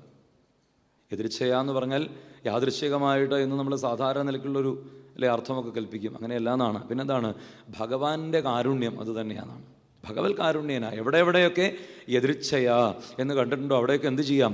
ഭഗവത് കാരുണ്യത്താൽ എന്ന് മനസ്സിലാക്കാവുന്നതാണ്. ഭാഗവതത്തിലുടനീളം നമുക്ക് കാണാം ഈ യദൃച്ഛയ എന്നുള്ള ആ പദത്തെ. അപ്പോഴൊക്കെ ഏറ്റവും അർത്ഥവത്തായിട്ടുള്ളത് ഈ വാക്കാണെന്നാണ്. എന്താണ്? ഭഗവത് കാരുണ്യേന എന്നുള്ളത് ഭഗവാന്റെ കാരുണ്യത്തെ കൊണ്ട്. അത് തന്നെയാണ് ഭഗവാന്റെ കാരുണ്യം തന്നെയാണ് ശ്രീശുക ബ്രഹ്മർഷിയായിട്ടുള്ള ആ സാക്ഷാൽ പരമഹംസ ഗുരുനാഥൻ തന്നെ അവിടേക്ക് എത്തിച്ചേരണു. നിജലാഭതുഷ്ടനാണെന്നാണ് ശ്രീ ശുകബ്രഹ്മർഷി. അതായത് ഭഗവാനെ വേണ്ട പോലെ അനുഭവിച്ച് ആ പരമാനന്ദത്തിൽ തന്നെ വർദ്ധിക്കുന്നവനാണ്. അതിനെ മറ്റുള്ളവർക്ക് പകർത്തി നൽകാനും സാധിക്കുന്നവൻ. അവനവൻ അനുഭവിക്കണു, അതിനെ മറ്റൊരാൾക്ക് പകർന്നു നൽകാനും സാധിക്കുന്നവനാണ് ആര്? ശ്രീ ശുകബ്രഹ്മർഷിയാകുന്ന ആ പരമഗുരുനാഥൻ. ആ ഗുരുനാഥനെ സ്വീകരിച്ചുകൊണ്ടാണിതാ പരീക്ഷിത്ത് നമസ്കരിച്ച് അവിടെ ഇതാ പ്രാർത്ഥിക്കണു. മ്രിയമാണസ്യ, വീണ്ടും ആ വാക്ക് തന്നെയാണ് അവിടെ എടുത്ത് സൂചിപ്പിക്കുക. മ്രിയമാണസ്യ സർവഥാ യശ്രോതവ്യമഥോ ജപ്യം യൽ കർത്തവ്യം നൃഭിപ്രഭോ സ്മർത്തവ്യം ഭജനീയം വാ ബ്രൂഹി യദ്വാ വിപര്യം. ശ്രീഗുരുനാഥനായിട്ടുള്ള അങ്ങ് എൻ്റെ ഈ സംശയങ്ങളെ ഒന്ന് തീർത്തു തരണേ. കാരണം എനിക്കിനി വളരെ കുറച്ചേ ആയുസ്സുള്ളൂ. പക്ഷേ അതിനെ സംബന്ധിച്ച് എനിക്ക് തീരെ ഭയമില്ല. കാരണം എന്താണ്? അങ്ങയെ കണ്ടതോട് കൂടിയിട്ട് എനിക്ക് അഥവാ ഉള്ളിൽ ലവലേശമെങ്കിലും ഭയം ഉണ്ടായിരുന്നു വെച്ചാൽ അതുകൂടി തീർന്നു. കാരണം എന്താ? സാന്നിധ്യാത്തെ മഹായോഗിൻ പാതകാനി മഹന്ത്യഭി സദ്യോ നശ്യന്ത്യ വൈപുംസാം വിഷ്ണോരുവ സുരേതരാഹ. ഇതാ അങ്ങയുടെ ദർശനത്തെ കൊണ്ട് തന്നെ, അല്ലേ, അങ്ങയെപ്പോലെയുള്ള സജ്ജനങ്ങളുടെ ദർശനത്തെ കൊണ്ട് തന്നെ എല്ലാ പാപങ്ങളും ഇല്ലാതെയായിട്ട് തീരും. ഇപ്പോൾ അങ്ങ് എന്നെ അനുഗ്രഹിക്കുന്നതിനായിക്കൊണ്ട്, അല്ലെങ്കിൽ ഈ ലോകത്തെ അനുഗ്രഹിക്കുന്നതിനായിക്കൊണ്ട് ഇവിടെ എത്തിച്ചേർന്നതോടുകൂടി എൻ്റെ എല്ലാ പാപങ്ങളും ഇല്ലാതെയായി കഴിഞ്ഞിരിക്കണു. അല്ല, ഈ ലോകത്തിൻ്റെ തന്നെ എല്ലാ പാപങ്ങളും ദുഃഖങ്ങളും ഇല്ലാതെയായിട്ട് തീരുകയാണ്. അതുകൊണ്ട് എനിക്ക് 7 ദിവസമേ ആയുസ്സുള്ളൂ എന്നതിൽ ഭയമില്ല. പകരം എനിക്ക് എത്രയെത്രയാണ് ഭഗവാന്റെ കഥ കേൾക്കാൻ ആഗ്രഹമുള്ളത് എന്നുള്ളതിന് അതിന് അതിരില്ല എന്നാണ്. എപ്പോഴും ഭഗവത് കഥകളെ കേൾക്കാൻ വേണ്ടി മാത്രം ആഗ്രഹിച്ചു കൊണ്ടിരിക്കുന്നതായിട്ടുള്ള എനിക്ക് അങ്ങ് ആ മധുരമധുരമായിട്ടുള്ള കഥകളെ പാടിത്തരണം. മാത്രമല്ല, ഞാൻ ഇന്ന് എത്തിച്ചേർന്നിരിക്കുന്നതായിട്ടുള്ള അവസ്ഥ, അല്ലേ, മരണാസന്നൻ എന്നുള്ള ഭാവത്തിലാണ്. അപ്പോൾ മരണാസന്നനായിട്ടുള്ള ഒരു ജീവനെ സംബന്ധിച്ച്, ഒരു മനുഷ്യനെ സംബന്ധിച്ച് എന്താണ് കേൾക്കേണ്ടത്, എന്താണ് കർത്തവ്യമായിട്ടുള്ളത്, എന്താണ് അനുഷ്ഠിക്കേണ്ടത്, അതുപോലെ എന്തിനെയാണ് നിരന്തരം സ്മരണയായിട്ട് ചെയ്യേണ്ടത്, എന്തിനെയാണ് ഭജിക്കേണ്ടത് എന്നൊക്കെയുള്ള ആ ചോദ്യങ്ങൾ, ഇതിനെ അങ്ങൊന്ന് തീർത്തു തരണം. ഈ സംശയങ്ങളെ എന്നെ തീർത്തു തന്നുകൊണ്ട് എന്നെ അനുഗ്രഹിക്കണേ എന്നുള്ള ആ ചോദ്യത്തോടു കൂടി തന്നെയാണ് പരീക്ഷിത് മഹാരാജാവ് ശ്രീ ശുകബ്രഹ്മർഷിയെ നമസ്കരിക്കുന്നത്. ശ്രീ ശുകബ്രഹ്മർഷി പരീക്ഷത്തിനെ അതിമനോഹരമായിട്ടുള്ളൊരു പുഞ്ചിരിയോടുകൂടി അനുഗ്രഹിച്ചുകൊണ്ട് ആരംഭിക്കുന്നത് തന്നെ വരീയാൻ ഏഷതേ പ്രശ്ന കൃതോ ലോകഹിതം നൃപാം. അല്ലയോ മഹാരാജാവേ, അങ്ങ് ഈ നൃപൻ എന്നുള്ള ആ വാക്കിന്, അല്ലെ, മഹാരാജാവ് എന്നുള്ള ഭാവത്തിന് ഏറ്റവും ഉത്തമനായിട്ടുള്ളൊരു മാതൃക തന്നെയാണ്. കാരണം എന്താണ്? ഒരു മഹാരാജാവിനെ സംബന്ധിച്ച്, അല്ലെങ്കിൽ ഒരു ഭരണാധികാരിയെ സംബന്ധിച്ച് ഏറ്റവും പ്രധാനം എന്താണ്? അവനവൻ്റെ, അല്ലേ, സ്വന്തം കാര്യത്തേക്കാൾ കൂടുതൽ തൻ്റെ ജനങ്ങളുടെ, അങ്ങനെയുള്ള ഭരണാധികാരി എന്ന് പറഞ്ഞാൽ തൻ്റെ ജനങ്ങൾ, പ്രജാം ആത്മസമം, അവനവൻ്റെ കുട്ടികളെ പോലെ എല്ലാവരെയും കാണാൻ സാധിക്കുന്നവനാണ് ഒരു യഥാർത്ഥ ഭരണാധികാരിയായിട്ടുള്ളത്. അല്ലാതെ ജനങ്ങളെ പരമാവധി ഉപദ്രവിക്കുക അങ്ങനെയല്ല വേണ്ടത്. ജനങ്ങളെ പരമാവധി സ്നേഹിക്കുകയും സേവിക്കുകയും ചെയ്യുന്ന ആളാണ് ആര്? യഥാർത്ഥ ഭരണാധികാരി എന്നാണ്. അത് നല്ലോണം മനസ്സിലാക്കേണ്ടതാണ് ഒരു തരത്തിൽ. അതാണ് ഇവിടെ പ്രത്യേകം എടുത്തു പറയാൻ കാരണം. കൃതോ ലോകഹിതം, ഇല്ലേ, ലോകത്തിന് തന്നെ, ഈ ലോകത്തിന് തന്നെ ഏറ്റവും ഹിതകരമായിട്ടുള്ളൊരു ചോദ്യമാണ് അങ്ങ് ചോദിച്ചിട്ടുള്ളത്. ആത്മവിൽ സമ്മതഃ. മാത്രമല്ല, ആത്മജ്ഞാനികളായിട്ടുള്ള ഈശ്വരജ്ഞാനികൾ, ഭഗവാനെ അറിഞ്ഞവരെ സംബന്ധിച്ച് ഏറ്റവും പ്രധാനമായിട്ടുള്ളൊരു വസ്തുത തന്നെയാണ് അങ്ങ് ചോദിച്ചതായിട്ടുള്ള ചോദ്യം.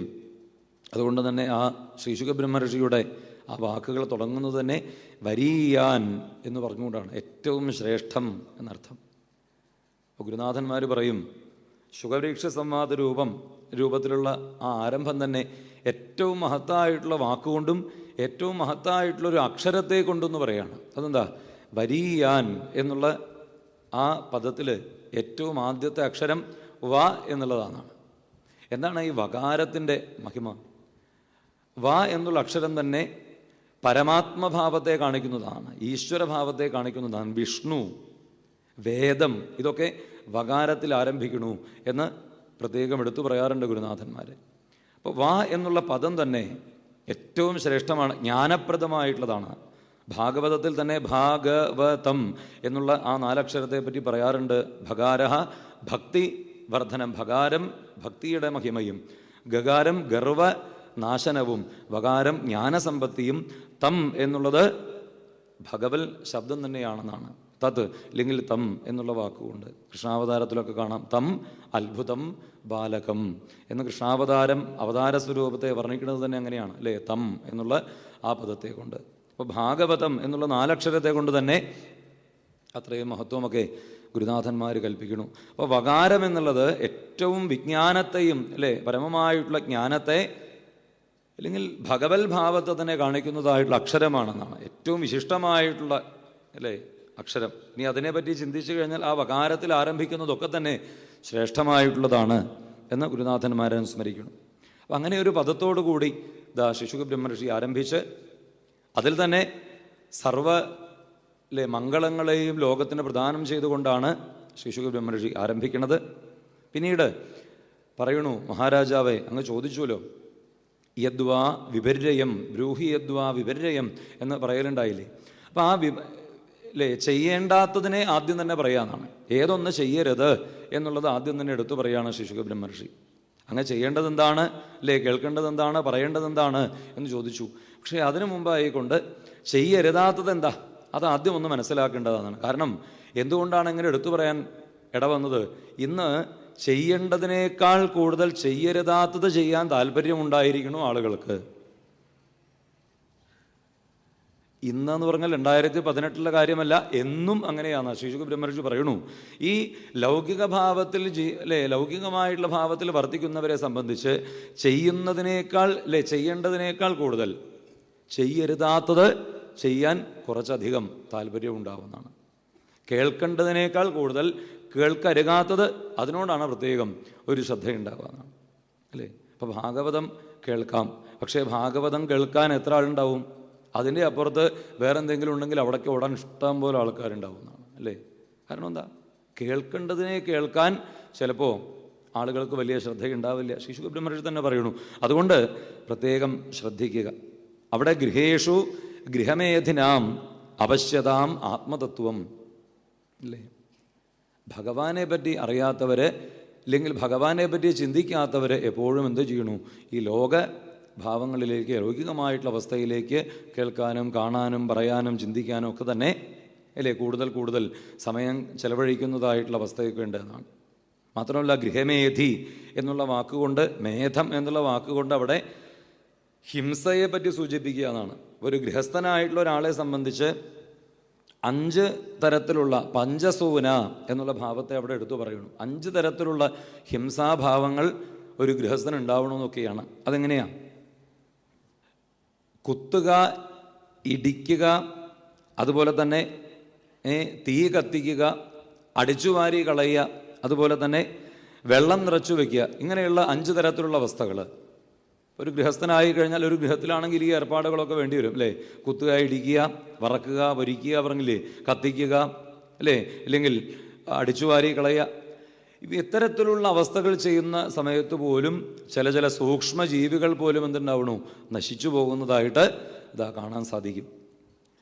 അപ്പോൾ ഒരു ഗൃഹസ്ഥൻ അറിയാതെ പോലും എന്ത് ചെയ്യണു? അത്രേ പല പല പാതകങ്ങളും ചെയ്തുകൊണ്ടിരിക്കണമെന്നാണ്. അതാണ് ഗൃഹേഷു ഗൃഹമേധിനാം എന്ന് പ്രത്യേകം എടുത്തു പറയാൻ കാരണം എന്ന് ഗുരുനാഥന്മാർ. അപ്പോൾ ഒരു ഗൃഹസ്ഥൻ എന്നുള്ള അവസ്ഥയിൽ അല്ലെങ്കിൽ ലൗകികമായിട്ടുള്ള ഭാവത്തിൽ ഇത്തരത്തിലുള്ള അനേകം പാതകങ്ങൾ അറിഞ്ഞുകൊണ്ട് ചെയ്യണു, അറിയാതെ കണ്ട് തന്നെ പലതും ഇതാ ചെയ്യാൻ ഇടവരുന്നതായിട്ടുള്ള അവസ്ഥയുണ്ട്. മാത്രമല്ല പിന്നെന്താണ്? പിന്നെ നിദ്രയാ ഹ്രിയതേ നക്തം വ്യവായേന ചവാവയ ഉള്ള ആ ആയുസ് തന്നെ അല്ലേ കുറേ ഉറങ്ങിക്കൊണ്ടും കുറേ കർമ്മം ചെയ്തുകൊണ്ടും കഴിക്കുകയാണ്.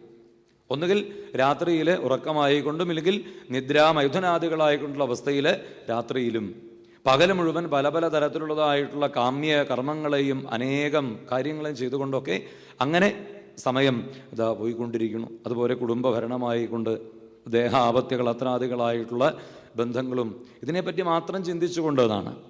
ഈശ്വര ചിന്ത ലവലേശമില്ലാതെ, ലവലേശമില്ല എന്ന് മാത്രമല്ല ഭഗവാനെ മറക്കുക തന്നെ ചെയ്യണമെന്നാണ്.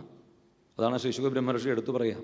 ഇങ്ങനെ ലോകത്തിൽ മാത്രം കുടുംബ ഭരണാദികളിലും അതുപോലെ മറ്റുള്ള ധർമ്മങ്ങളിലും കർമ്മങ്ങളിലും മാത്രമായിട്ട് ഏർപ്പെട്ട് ഈശ്വര ചിന്ത തന്നെ ഇല്ലാതെ ഈശ്വരനെ തന്നെ മറന്നുപോകുന്നതായിട്ടുള്ള അവസ്ഥയാണ് പലപ്പോഴും ലോകത്തിൽ ആളുകൾക്ക് ഉണ്ടാവാനിടയുള്ളത്. മാത്രമല്ല, അങ്ങനെ മുന്നോട്ട് പോകുന്ന സമയത്ത് അല്ലേ, കാലം മുന്നോട്ട് പോകുന്നതിനനുസരിച്ച് നശിച്ചുകൊണ്ടേയിരിക്കുകയാണ് അല്ലേ. എവിടെ ജനിക്കുന്നത് മുതൽക്ക് തന്നെ എന്താ ആരംഭിക്കണു? നാശം ആരംഭിക്കുകയാണ് അല്ലേ. വളരണു വളരണു വളരണു എന്നൊക്കെ പറയണു. പക്ഷേ വളരുന്നത് എങ്ങനെയാണ്? മറ്റു പലതും ഇല്ലാതെയായിട്ടാണ് പുതിയത് ഉണ്ടായിക്കൊണ്ടിരിക്കുന്നത്. ആധുനിക ശാസ്ത്രമാണല്ലോ അത് പറയുന്നുണ്ടല്ലോ അല്ലേ. പലതുമില്ല, അവസാനം ഉണ്ടാവാനൊന്നുമില്ലാതെയായിട്ട് തീരുമ്പോൾ പിന്നെ പൂർണ്ണമായിട്ടുള്ള നാശം ആരംഭിക്കണു അല്ലേ. അങ്ങനെ ഉണ്ടാവുക, നിലനിൽക്കുക, വളരുക, പരിണമിക്കുക, ക്ഷയിക്കുക, നശിക്കുക എന്നുള്ളതായിട്ടുള്ള ഷഡ്ഭാവങ്ങളിലൂടെ സഞ്ചരിക്കുന്നതായിട്ടുള്ള ഓരോ ജീവൻ്റെയും അവസ്ഥ. അപ്പം ഇതിനെ മനസ്സിലാകാതെ സ്വയം നാശം അല്ലേ സംഭവിച്ചുകൊണ്ടിരിക്കുമ്പോഴും അതിനെയൊന്നും ചിന്തിക്കാതെ അവനവൻ നശിക്കുകയാണ് എന്നുള്ള ബോധം പോലും മറന്നുകൊണ്ട് ഗജേന്ദ്രമോക്ഷത്തിലൊക്കെ പറയുന്നത് പോലെ മുങ്ങി മുങ്ങി മുങ്ങി മുങ്ങി ഈ സംസാരത്തിൽ തന്നെ താണുകൊണ്ടിരിക്കുന്നതായിട്ടുള്ള അവസ്ഥയിലും രക്ഷപ്പെടണമെന്നുള്ളതായിട്ടുള്ള ചിന്ത ഉണ്ടാവണില്ല. നിധനം പശ്യന്നഭി ന പശ്യതി. അപ്പം അങ്ങനെയുള്ള സാധാരണ അവസ്ഥയിൽ അങ്ങയുടെ ഉള്ളിൽ ഇതിൽ നിന്ന് രക്ഷപ്പെടണമെന്നുള്ളതായിട്ടുള്ളൊരു ബോധമുണ്ടായത് തന്നെ വലിയ ഭാഗ്യം എന്ന് ശ്രീ ശുകബ്രഹ്മർഷി. അതുകൊണ്ട് അങ്ങയിൽ ഈ ഒരു ഈശ്വരബോധം, ഭഗവാനെ പറ്റി കേൾക്കണമെന്നും അല്ലേ അറിയണമെന്നുള്ളതായിട്ടുള്ള ആഗ്രഹം ഉണ്ടായല്ലോ. ആത്മസമർപ്പണം, ഭഗവാനിലേക്ക് തന്നെ ആത്മസമർപ്പണം ചെയ്തതായിട്ടുള്ള അങ്ങയെ സംബന്ധിച്ച് അങ്ങയുടെ ചോദ്യം അതിനെ അടിസ്ഥാനമാക്കിക്കൊണ്ട് ശ്രോതവ്യ സർവാത്മാ ഭഗവാൻ ഹരിരീശ്വര ശ്രോതവ്യ കീർത്തിതവ്യശ്ച സ്മർത്തവ്യശ്ചേച്ഛത അഭയം. അഭയം ആഗ്രഹിക്കുന്നവൻ, അതായത് ഭയമില്ലാതെയാവണം, മരണത്തെ ജയിക്കണമെന്ന് തന്നെ ആഗ്രഹിക്കുന്നവനായിട്ടുള്ള ഒരാൾ നിരന്തരം കേൾക്കേണ്ടതും പാടേണ്ടതും സ്മരിക്കേണ്ടതും ഒക്കെ അറിയേണ്ടതും ഒക്കെ എന്താണ്? ഭഗവാൻ സാക്ഷാൽ ഹരിയായിട്ടുള്ള ആ ഭഗവാനെ സംബന്ധിക്കുന്നത് തന്നെയാണ്. പിന്നെ ഏതാവാൻ സംഘയോഗാഭ്യാം സ്വധർമ്മ പരിനിഷ്ഠയാ ജന്മലാഭപര പുംസാമന്തേ നാരായണ സ്മൃതി. ഈ ജീവിതത്തിൽ ഓരോരോ അനുഷ്ഠാനങ്ങളും, അത് സാഖ്യമായിക്കോട്ടെ ഏതേത് തരത്തിലുള്ളതായിട്ടുള്ള അനുഷ്ഠാനങ്ങളും ധർമ്മങ്ങളും നമ്മൾ ചെയ്യണ്ടോ, അതൊക്കെ എന്തായിട്ട് തീരണം? അതൊക്കെ ഭഗവത് സമർപ്പിതമായിട്ട് തീരണം. മാത്രവുമല്ല, ഏറ്റവും അവസാനത്തിൽ അല്ലെങ്കിൽ അവസാനം വരെ അല്ലേ, ജീവിതാവസാനം വരെ ആ ഭഗവാന്റെ സ്മരണയെ നിലനിർത്തുന്നതും, ശരീരത്തെ വെടിഞ്ഞുകൊണ്ട് ജീവൻ അല്ലേ, ശരീരത്തെ വെടിഞ്ഞുകൊണ്ട് ജീവൻ ആ ശരീരം വിടുന്നതായിട്ടുള്ള സമയത്തിൽ ഭഗവാനെ തന്നെ സ്മരണ ചെയ്തുകൊണ്ടും ഉള്ളതായിട്ട് തീരണം എന്ന് പറയണം. അതിനു വേണ്ടിയിട്ടാണ് ഈ ധർമ്മങ്ങളും അനുഷ്ഠാനങ്ങളൊക്കെ തന്നെ. അതാണ് അന്തേ നാരായണ സ്മൃതി. അത് ജന്മലാഭപര പുംസാമന്തേ നാരായണ സ്മൃതി എന്ന് അവൾ പ്രത്യേകം എടുത്തു പറയുന്നു. അവസാനത്തിൽ നാരായണ സ്മൃതി ഉണ്ടായാൽ മതിയോ? അങ്ങനെയല്ല അവിടെ അർത്ഥം എന്നാണ്. അല്ലെങ്കിൽ അങ്ങനെ മാത്രം പോരാ എന്നുള്ളതാണ്. അവസാനത്തിൽ നാരായണ സ്മൃതി ഉണ്ടാവണമെങ്കിൽ എന്തു വേണം? എപ്പോഴും ഭഗവാനെ സ്മരിക്കണം അല്ലേ. ഉള്ളിൽ എന്താണോ നിരന്തരമായിട്ട് സ്മരണ ഉണ്ടാവുന്നത്, ആ സ്മരണയെ നമുക്ക് അല്ലേ അവസാനത്തിലും ഉണ്ടാവുള്ളൂ. അല്ലെങ്കിൽ അവസാനത്തിൽ ഞാൻ ഭഗവാനെ സ്മരിച്ചോളാം എന്ന് പറഞ്ഞതുകൊണ്ട് ഉണ്ടാവില്ല, ഭഗവാനെ സ്മരിക്കാൻ സാധിച്ചോളണമെന്നില്ല. അപ്പോൾ അവസാനത്തിൽ ഭഗവത് സ്മൃതിയോടുകൂടി ശരീരം ഉപേക്ഷിക്കാൻ സാധിക്കണമെങ്കിൽ അത് നമ്മുടെ ഉള്ളിൽ നിരന്തരം അല്ലേ ശീലമായിട്ട് തീരണം. അതിനാണ് ഏതേത് തരത്തിലുള്ളത് ഉപാസനകൾ, യോഗസാധനങ്ങളായിക്കോട്ടെ, അവനവൻ്റെ ധർമ്മങ്ങളും സ്വാധ്യായാദികളും ഒക്കെ ആയിക്കോട്ടെ, എന്തിനു വേണ്ടിയിട്ടാണ്? അതൊക്കെ നിരന്തരം ഭഗവത് സ്മൃതി ഉള്ളിൽ നിലനിർത്തുന്നതിനായിക്കൊണ്ടാണ് എന്നുള്ളത് പ്രത്യേകം എടുത്തു പറയണു. ഭാഗ്യം കൊണ്ട് അങ്ങയുടെ ഉള്ളിൽ ആ ഭഗവത് സ്മൃതി ഉണ്ടല്ലോ. അങ്ങ് ഒരിക്കലും ഭയപ്പെടേണ്ടതില്ല. അങ്ങേക്കിനി 7 ദിവസം എന്നുള്ള അല്ലേ ഒരു കണക്ക് അങ്ങേക്ക് കിട്ടിയിട്ടുണ്ട് അങ്ങയുടെ ആയുസ്സിൽ. അതുപോലും ഇല്ലാത്തവരാണ് ഓരോ ജീവന്മാരും. അപ്പം അങ്ങൊരിക്കലും ഭയപ്പെടേണ്ടതില്ല. ഭഗവാനെ വേണ്ട പോലെ ആശ്രയിക്കുന്നവർക്ക് എപ്പോൾ വേണമെങ്കിൽ ആ ഭഗവത് പാതാരബന്ധങ്ങളിലേക്ക് എത്തിച്ചേരാൻ സാധിക്കും. ഖട്ടുവാങ്കോ നാമ രാജഋഷി. ഖട്ടുവാങ്കൻ എന്ന് പേരുള്ളതായിട്ടുള്ള ആ രാജഋഷി, അദ്ദേഹം ദേവാസുര യുദ്ധാദികളൊക്കെ കഴിഞ്ഞ് തൻ്റെ ആയുസ് ഒരു മുഹൂർത്ത നേരമേ ഉള്ളൂ എന്നറിഞ്ഞതോടു കൂടിയിട്ട് ഈ ഭാരതപുണ്യഭൂമിയിലേക്ക് ദേവലോകത്തെ പോലും ഉപേക്ഷിച്ചുകൊണ്ട് സ്വർലോകവാസികളെപ്പോലും അത്ഭുതപ്പെടുത്തിക്കൊണ്ട് ഭാരതപുണ്യഭൂമിയിലേക്ക് എത്തി ആ മുഹൂർത്ത നേരം കൊണ്ട് ഭഗവാനിലേക്ക് എത്തിച്ചേർന്നിട്ടുള്ള ആളാണ്. ഭഗവാനിലേക്ക് പൂർണ്ണമായിട്ട് സമർപ്പിച്ചു, മനസ്സിനെയും എല്ലാം ഭഗവാനിലേക്ക് അങ്ങോട്ട് സമർപ്പിച്ച ശരീരത്തെ തന്നെ ആ ഭഗവത് പാദാരവിന്ദങ്ങളിലേക്ക് സമർപ്പിച്ച് ഭഗവാനിലേക്ക് ലയിച്ചവരായിട്ടുള്ള ആ ഖട്വാങ്കനെ പോലെയുള്ളവർ. ഇവിടെ ഖട്വാങ്കൻ്റെ പ്രത്യേകം ഉദാഹരണം എടുത്തു പറഞ്ഞു ശ്രീ ശുകബ്രഹ്മർഷി. ഖട്വാങ്കോ ഖടികാദ്വയേന എന്നൊക്കെ ഒരു മഹാത്മാവിൻ്റെ ശ്ലോകത്തിൽ ശ്രീഗുരുവായൂരപ്പൻ്റെ മുമ്പിൽ അവിടെ ചേലപ്പറമ്പ് എന്നുള്ളതായിട്ടുള്ളൊരു ബ്രാഹ്മണൻ അദ്ദേഹം സമർപ്പിച്ചതായിട്ടുള്ളൊരു ശ്ലോകത്തിൽ പ്രത്യേകം എടുത്തു പറയുന്നതായിട്ട് കേട്ടിട്ടുണ്ട്. ഉത്ഥാനപാദൻ്റെ പുത്രനായിട്ടുള്ള ആ ധ്രുവകുമാരൻ 6 മാസത്തെ കൊണ്ടും അതുപോലെ യാമ അർദ്ധത പിങ്കള എന്നുള്ള വേശ്യാസ്ത്രീ അല്ലേ വളരെ കുറച്ച് നേരത്തെ കൊണ്ട് ഭഗവത് പദത്തിലേക്ക് എത്തിച്ചേർന്നതും, അതുപോലെ ഖട്വാങ്കൻ ഒരു മുഹൂർത്ത നേരം കൊണ്ട് ഭഗവത് പദത്തിലേക്ക് എത്തിച്ചേർന്നതും, അങ്ങനെയുള്ള ആ ശ്രീഗുരുവായൂരപ്പൻ്റെ പാദാരവിന്ദങ്ങളിലേക്ക് ഇതുവരെ നല്ലതൊന്നും ചെയ്യാത്തതായിട്ടുള്ള ഞാൻ മഹാപാപിയായി എത്രയോ അധർമ്മങ്ങളും ദുഷ്ടതകളും മാത്രം ചെയ്ത് ജീവിച്ചതായിട്ടുള്ള എന്നെ ഇനി ശേഷിച്ചതായിട്ടുള്ള ഒരു നിമിഷമെങ്കിൽ ഒരു നിമിഷത്തിലെ ആ ആയുസ്സുകൊണ്ട് ശേഷായുഷ തോഷയെ എന്ന് പറഞ്ഞ് ആ ശ്രീഗുരുവായൂരപ്പൻ്റെ പാദാരവിന്ദങ്ങളെ നമസ്കരിച്ചതായിട്ടുള്ള മഹാത്മാവിന് ആ നിമിഷത്തിൽ തന്നെ ഭഗവത് പദത്തിലേക്ക് എത്തിച്ചേരാൻ സാധിച്ചു എന്നൊക്കെ ഗുരുനാഥന്മാർ പറഞ്ഞു കേട്ടിട്ടുള്ളതായിട്ടുള്ള ആ ശ്ലോകം ചേലപ്പറമ്പ് എന്നുള്ള മഹാത്മാവിൻ്റെ ഒരു ശ്ലോകമായിട്ടൊക്കെ വർണ്ണിക്കാറുണ്ട്. അതിൽ പ്രത്യേകം എടുത്തു പറയണു ഖട്വാങ്കോ ഘടികാദ്വയേന. ശിശുഖബ്രഹ്മർഷി അത് തന്നെ ഖട്വാങ്കൻ അതുപോലെ എത്രയോ സജ്ജനങ്ങൾ ഒരു നിമിഷം മതി എന്നാണ് ഭഗവാനിലേക്ക് എത്തിച്ചേരാനായിട്ട്. കാരണം ഏറ്റവും ആത്മസമർപ്പിതമായിട്ടുള്ള ആ ബോധമുണ്ടായാൽ മതി. ഭഗവാനിലേക്ക് എല്ലാം സമർപ്പിച്ചു കഴിഞ്ഞാൽ പിന്നെ മറ്റൊന്ന് ചിന്തിക്കേണ്ടതില്ല, മറ്റൊരവസ്ഥയില്ല എന്നുള്ളതാണ്. അതുപോലെ പിന്നീട് പരീക്ഷത്തിനോട് പറയണു, അങ്ങയുടെ ഉള്ളിൽ മറ്റെല്ലാ ഭയങ്ങളും മാറ്റി മറ്റ് ചിന്തകളൊക്കെ നീക്കിക്കൊണ്ടതാ ഭഗവാന്റെ ആ വിരാട് സ്വരൂപത്തെ നല്ലവണ്ണം ധ്യാനിക്കൂ എന്ന് പറഞ്ഞുകൊണ്ടാണ് ആ മനോഹരമായിട്ടുള്ള ഭഗവാന്റെ കേശാദിപാദം എന്നുള്ള രീതിയിൽ പാതാളമേധസ്സേ പാദമൂലം എന്ന് തുടങ്ങി ആ വിരാട് സ്വരൂപ വർണ്ണന പരീക്ഷത്തിന് പറഞ്ഞു കൊടുക്കണു. അങ്ങയുടെ ഉള്ളിൽ ആ ഭഗവാന്റെ കേശാദിപാദ സ്വരൂപം നല്ലവണ്ണം ഉറയ്ക്കട്ടെ. പാതാളമായി കൊണ്ട് അതിന് മുകളിലുള്ള ഓരോരോ ലോകങ്ങളായി കൽപ്പിച്ച് പരമമായിട്ടുള്ള സത്യലോകം എന്നുള്ള ആ ഭാവം വരെയുള്ള ഭഗവാന്റെ വിരാട് സ്വരൂപത്തെ പരീക്ഷത്തിനുള്ളിൽ നല്ലവണ്ണം ഉറപ്പിച്ചു. പ്രേമ ഭക്തിയോടുകൂടി അങ്ങ് ഇതിനെ ധ്യാനിക്കൂ.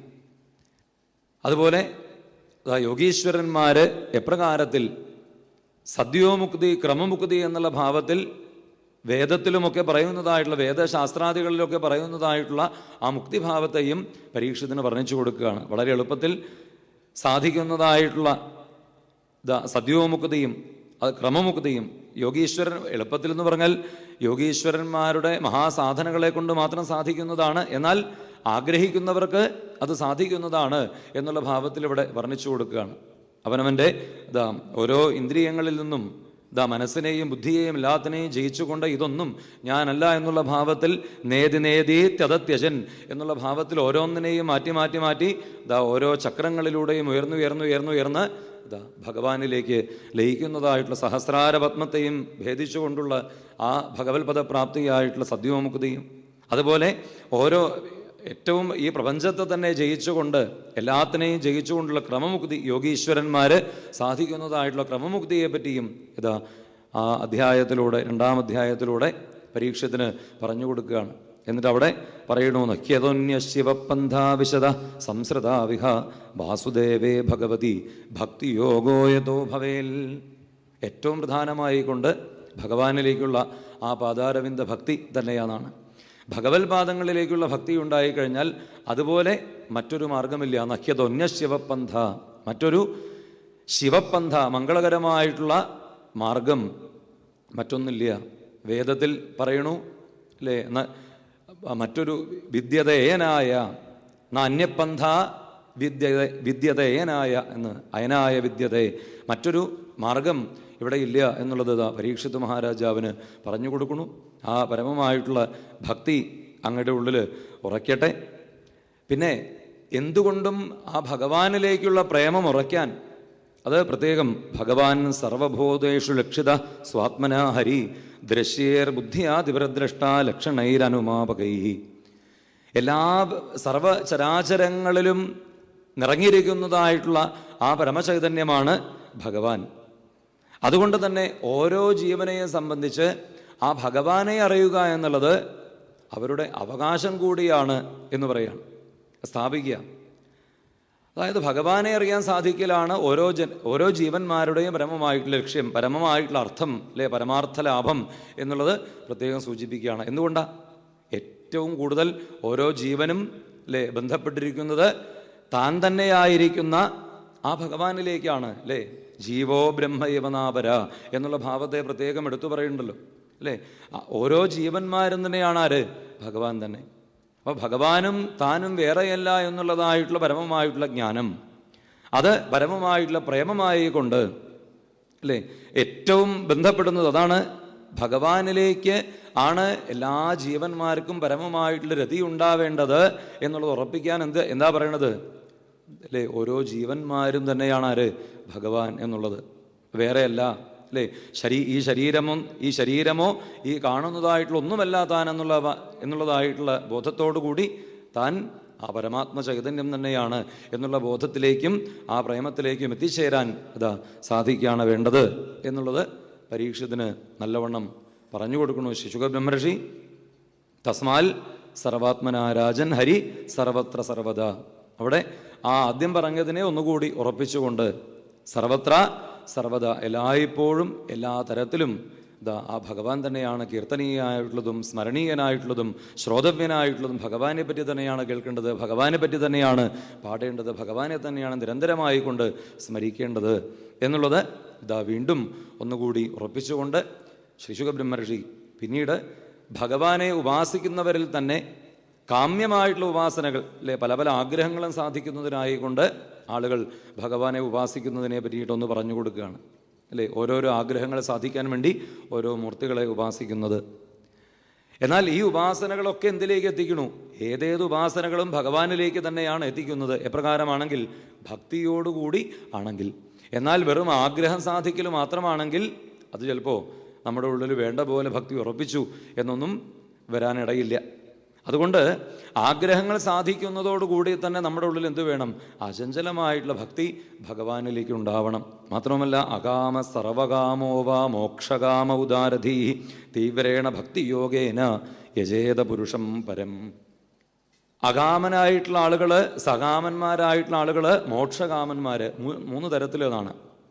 അകാമന്മാരെന്ന് പറഞ്ഞാൽ ഒരു തരത്തിലുള്ള ആഗ്രഹങ്ങളുമില്ലാതെ ഭഗവാനെ ഉപാസിക്കുന്നവർ. സർവകാമന്മാരോ പലതരത്തിലുള്ള ആഗ്രഹങ്ങളെ കൊണ്ട് ഭഗവാനെ ഉപാസിക്കുന്നവർ.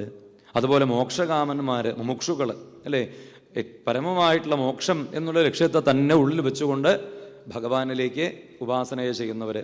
ഈ മൂന്ന് തരത്തിലുള്ളവരും എന്തു വേണം? തീവ്രേണ ഭക്തിയോഗേന യജേത പുരുഷം പരം. പരമമായിട്ടുള്ള ഭക്തിയോടുകൂടി ഭഗവാനെ ഉപാസിക്കണം. അകാമന്മാർക്കും സകാമന്മാർക്കും മോക്ഷകാമന്മാർക്കും ഒരേപോലെ ശ്രേയസ്സായിട്ടുള്ളത് ആ പരമമായിട്ടുള്ള പ്രേമഭക്തി തന്നെയാണ് എന്നുള്ളത് ഒരിക്കൽ കൂടി പരീക്ഷത്തിൻ്റെ ഉള്ളിൽ ശ്രീശുക ബ്രഹ്മർഷി ഉറപ്പിച്ചു പറഞ്ഞു കൊടുക്കണു.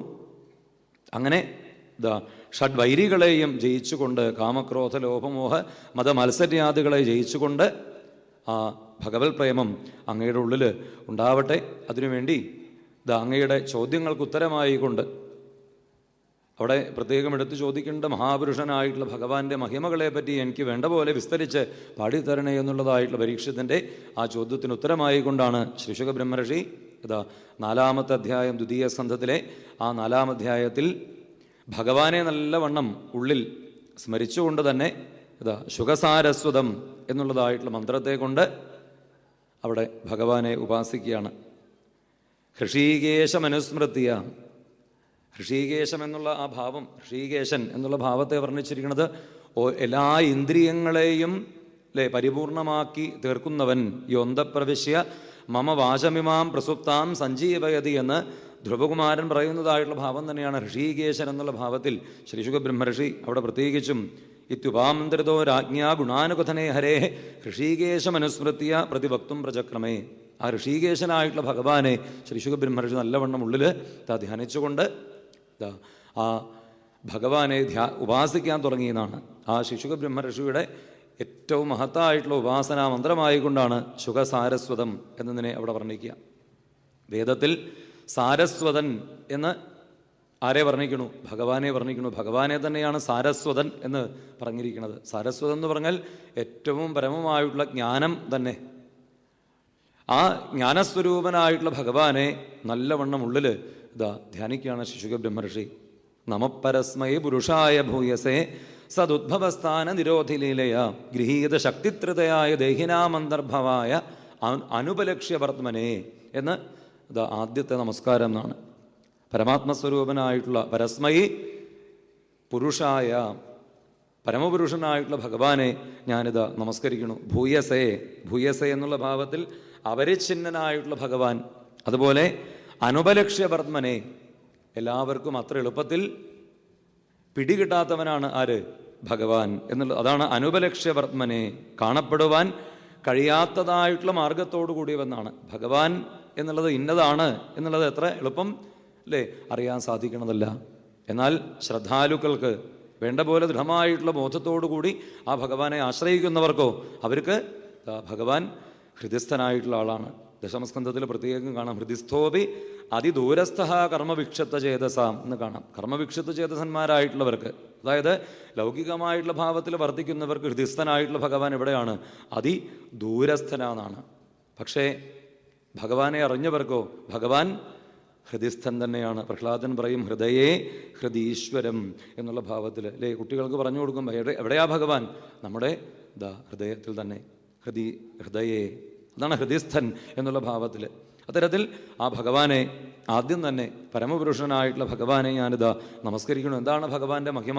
സൃഷ്ടി സ്ഥിതി ലയ കാരണഭൂതനായിക്കൊണ്ട് ബ്രഹ്മവിഷ്ണു മഹേശ്വരന്മാരായിക്കൊണ്ടും മറ്റ് പല പല ഭാവങ്ങളിലും ഇരുന്നു കൊണ്ട് ഈ ലോകത്തെ സൃഷ്ടിക്കുകയും പരിപാലിക്കുകയും തന്നിലേക്ക് തന്നെ സംഹരിക്കുകയും ചെയ്യുന്നതായിട്ടുള്ള ലീലയോടുകൂടിയവനായിട്ടുള്ള ഭഗവാനെ, അതാണ് ശക്തിത്രതയായ എന്നുള്ള ഭാവത്തിൽ സൃഷ്ടി സ്ഥിതി ലയ ഭാവത്തിൽ വർത്തിക്കുന്നതായിട്ടുള്ള ഭഗവാൻ. ആ ഭഗവാനെ ഞാനിതാ വേണ്ട പോലെ നമസ്കരിക്കണു. അതുപോലെ ഭൂയോ നമ സദ്വിർജിനച്ഛതേ സദാമസംഭവായ അഖിലസത്വമൂർത്തയേ പുംസാം പുനഃ പാരമഹംസ്യാശ്രമേ വ്യവസ്ഥിതാനാം അനുമൃഗ്യതാശുഷേ. ഭഗവാനെ നമസ്കരിക്കുകയാണ് രണ്ടാമത്തെ ശ്ലോകത്തിലൂടെ. സദ്വിർജിനച്ഛതേ സദാമസംഭവായ, സജ്ജനങ്ങൾക്ക് അവരുടെ എല്ലാ തരത്തിലുള്ള മഹാപാപങ്ങളെയും ദുഃഖങ്ങളെയും ഒക്കെ ഇല്ലാതെയാക്കി തീർക്കുന്നവനും, അതുപോലെ അസംഭവായ അസതാം അസത്തുക്കളായിട്ടുള്ള ആളുകൾക്ക് അവർക്ക് അല്ലേ നിഗ്രഹസ്വരൂപന അസത്തുക്കളെ നിഗ്രഹിക്കുന്നവൻ, അതായത് അല്ലേ അധർമ്മത്തെയും അജ്ഞാനത്തെയും ഇല്ലാതെയാക്കുന്നവനും സജ്ജനങ്ങൾക്ക് ബ്രഹ്മമായിട്ടുള്ള ഫലത്തെ നൽകുന്നവനും, അതുപോലെ അനുമൃഗ്യതാശുഷേ, എന്താണോ പ്രാർത്ഥിക്കുന്നത് ആ പ്രാർത്ഥിക്കുന്നവർക്ക് അതിൻ്റെ പരമമായിട്ടുള്ള ആ ഫലത്തെ തന്നെ നൽകി അനുഗ്രഹിക്കുന്നവനുമായിട്ടുള്ള ആ ഭഗവാനെ ഞാനിത് നമസ്കരിക്കണു. എങ്ങനെയാണ് ഭഗവാന്റെ മഹിമ? പാരമഹംസ്യാശ്രമേ, പരമഹംസ ഭാവത്തിൽ വർത്തിക്കുന്നവർക്ക് ആ പരമമായിട്ടുള്ള അനുഭവത്തെ നൽകുന്നവനായിട്ടുള്ള ഭഗവാൻ ശ്രീ ശുകബ്രഹ്മർഷിയെ സംബന്ധിച്ച് അതിനെ അനുഭവിക്കുന്നവരാണല്ലേ. അതുകൊണ്ടാണ് ആ പരമഹംസാശ്രമത്തിൽ ഇരിക്കുന്നവരെ ആ പരമമായിട്ടുള്ള ഭാവത്തിൽ തന്നെ അനുഗ്രഹിക്കുന്നവനായിട്ടുള്ള ഭഗവാനെ ഞാൻ വീണ്ടും വീണ്ടും നമസ്കരിക്കുന്നു എന്ന് പിന്നീട് നമോ നമസ്തേ ഋഷഭായാം, ഏറ്റവും ശ്രേഷ്ഠനായിട്ടുള്ള ഭഗവാനെ, ജ്ഞാനപ്രകാശകനായിട്ടുള്ള ഭഗവാനെ ഞാനിതാ നമസ്കരിക്കുന്നു. അതുപോലെ വിദൂരകാഷ്ഠായ മുഹു കുയോഗിനാം, കുയോഗികളായിട്ടുള്ളവർക്ക്, അതുപോലെ വേണ്ട പോലെ ഭഗവാനെ ഉപാസിക്കത്തവർക്ക് നമ്മൾ പറഞ്ഞു ഹൃദിസ്ഥോപി അതിദൂരസ്ഥ എന്ന് പറയലുണ്ടായി. അതുതന്നെയാണ് വിദൂരകാഷ്ഠായ. വേണ്ട പോലെ ഭഗവാനെ അറിയാത്തവരെ ഉപാസിക്കാത്തവർ, എന്നാൽ ചിലപ്പോൾ പുറമേക്കൊക്കെ നാട്യം എന്താവും ഭഗവാനെ ഉപാസിക്കേണ്ടതെന്നൊക്കെയാവും ചിലപ്പോൾ. പക്ഷേ അതുകൊണ്ട് കാര്യമില്ല. വേണ്ട പോലെ ഉപാസിക്കാത്തവർക്ക് ഭഗവാൻ എവിടെയാണ് അല്ലേ? എത്രയോ അകലെയുള്ളവനായിട്ട് കൽപ്പിക്കുന്ന, എന്നാൽ തന്നെ ആശ്രയിക്കുന്നവർക്കോ രാധസ, വളരെ ഐശ്വര്യത്തോടു കൂടിയവനും ആ പരമമായിട്ടുള്ള ഐശ്വര്യത്തെയും ഭാഗ്യത്തെയും യോഗക്ഷേമം അല്ലേ ഒരേപോലെ യോഗത്തെയും ക്ഷേമത്തെയും ഒരുപോലെ നൽകി അനുഗ്രഹിക്കുന്നവനായിട്ടുള്ള ആ ഭഗവാന്റെ പാദാരവിന്ദങ്ങളെ ഞാനിതാ നമസ്കരിക്കുന്നു. സ്വധാമനി ബ്രഹ്മണി രംസ്യതേ നമ, ആ ബ്രഹ്മഭാവത്തിൽ തന്നെ പരമാനന്ദ സ്വരൂപനായി വർത്തിക്കുന്ന ആ സച്ചിദാനന്ദമൂർത്തിയെ ഞാനിതാ നമസ്കരിക്കുന്നു. പിന്നീട് യൽ കീർത്തനം യൽ സ്മരണം യദീക്ഷണം യദ് വന്ദനം യത് ശ്രവണം യദർഹണം ലോകസ്യ സദ്യോ വിധനോതി കൽമഷം തസ്മൈ സുഭദ്രശവസേ നമോ നമ.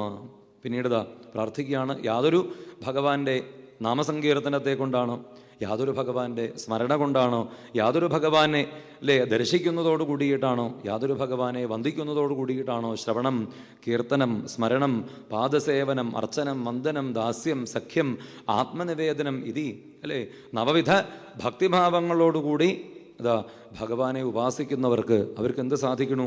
സദ്യോ വിധനോതി കൽമഷം. അങ്ങനെയുള്ളവരുടെ എല്ലാ കൽമഷങ്ങളെയും, ഏതേത് മനോമാലിന്യങ്ങളെയും പാപങ്ങളെയും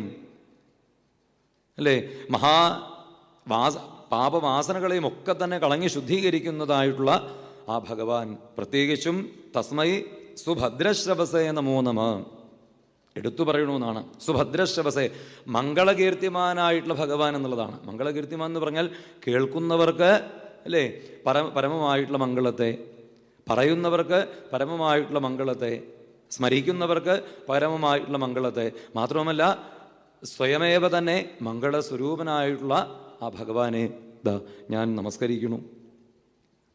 അതുപോലെ പിന്നീടുള്ള ശ്ലോകത്തിൽ വിചക്ഷണായ ചരണോപസാദനാൽ സംഗം വിധസ്യോഭയതൊന്തരാത്മന വിന്ദന്തി ബ്രഹ്മഗതിം ഗതക്ലമാ തസ്മൈ സുഭദ്രശവസേ നമോ നമ.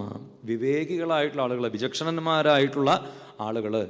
എന്താണ് വിവേകികൾ ചെയ്യുക? ഇവിടെ എന്താണ് വിവേകം എന്നുള്ളത് മുമ്പുള്ള പ്രഭാഷണത്തിൽ മനോഹരമായിട്ട് അനുസ്മരിക്കലുണ്ടായി അല്ലേ?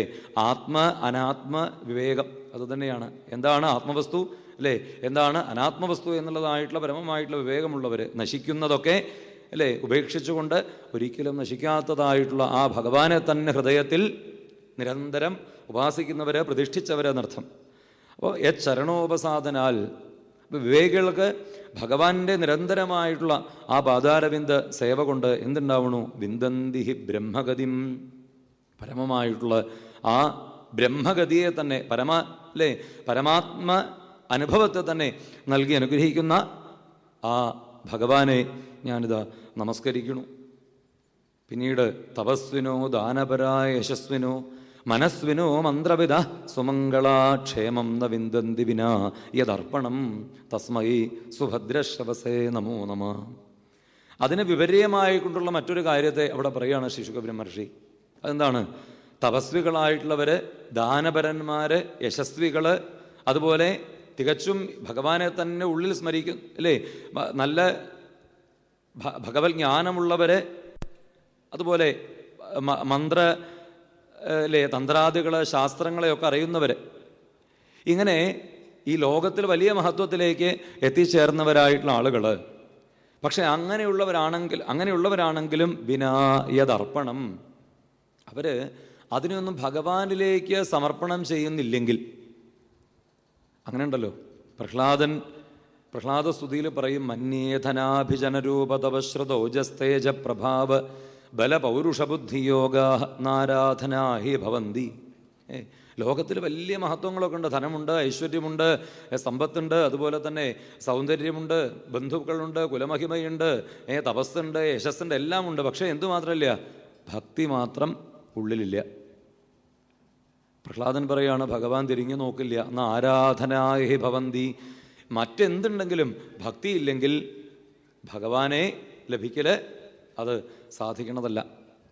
അതുപോലെ തന്നെ വിപ്രാദ്വിഷഡ്ഗുണയുതാത്, എല്ലാ മഹിമകളുമുള്ള ഒരു വിപ്രനായിക്കോട്ടെ, വലിയ ബ്രാഹ്മണോത്തമനായിക്കോട്ടെ, ആ ബ്രാഹ്മണോത്തമൻ അരവിന്ദനാഭ പാദാരവിന്ദ വിമുഖനാണെങ്കിൽ, ഭഗവത് പാദാരവിന്ദങ്ങളിൽ നിന്ന് വിമുഖനായിട്ടാണ് ആ ബ്രാഹ്മണൻ, ഞാൻ വലിയ ജ്ഞാനിയാണ്, എന്നെ ആരും പഠിപ്പിക്കേണ്ട, ഞാൻ പറയണത് അങ്ങോട്ട് കേട്ടാൽ മതി എന്നുള്ള ഭാവത്തിൽ വലിയ അഭിമാനത്തോടും അഹങ്കാരത്തോടു കൂടിയൊക്കെ ഇരിക്കും.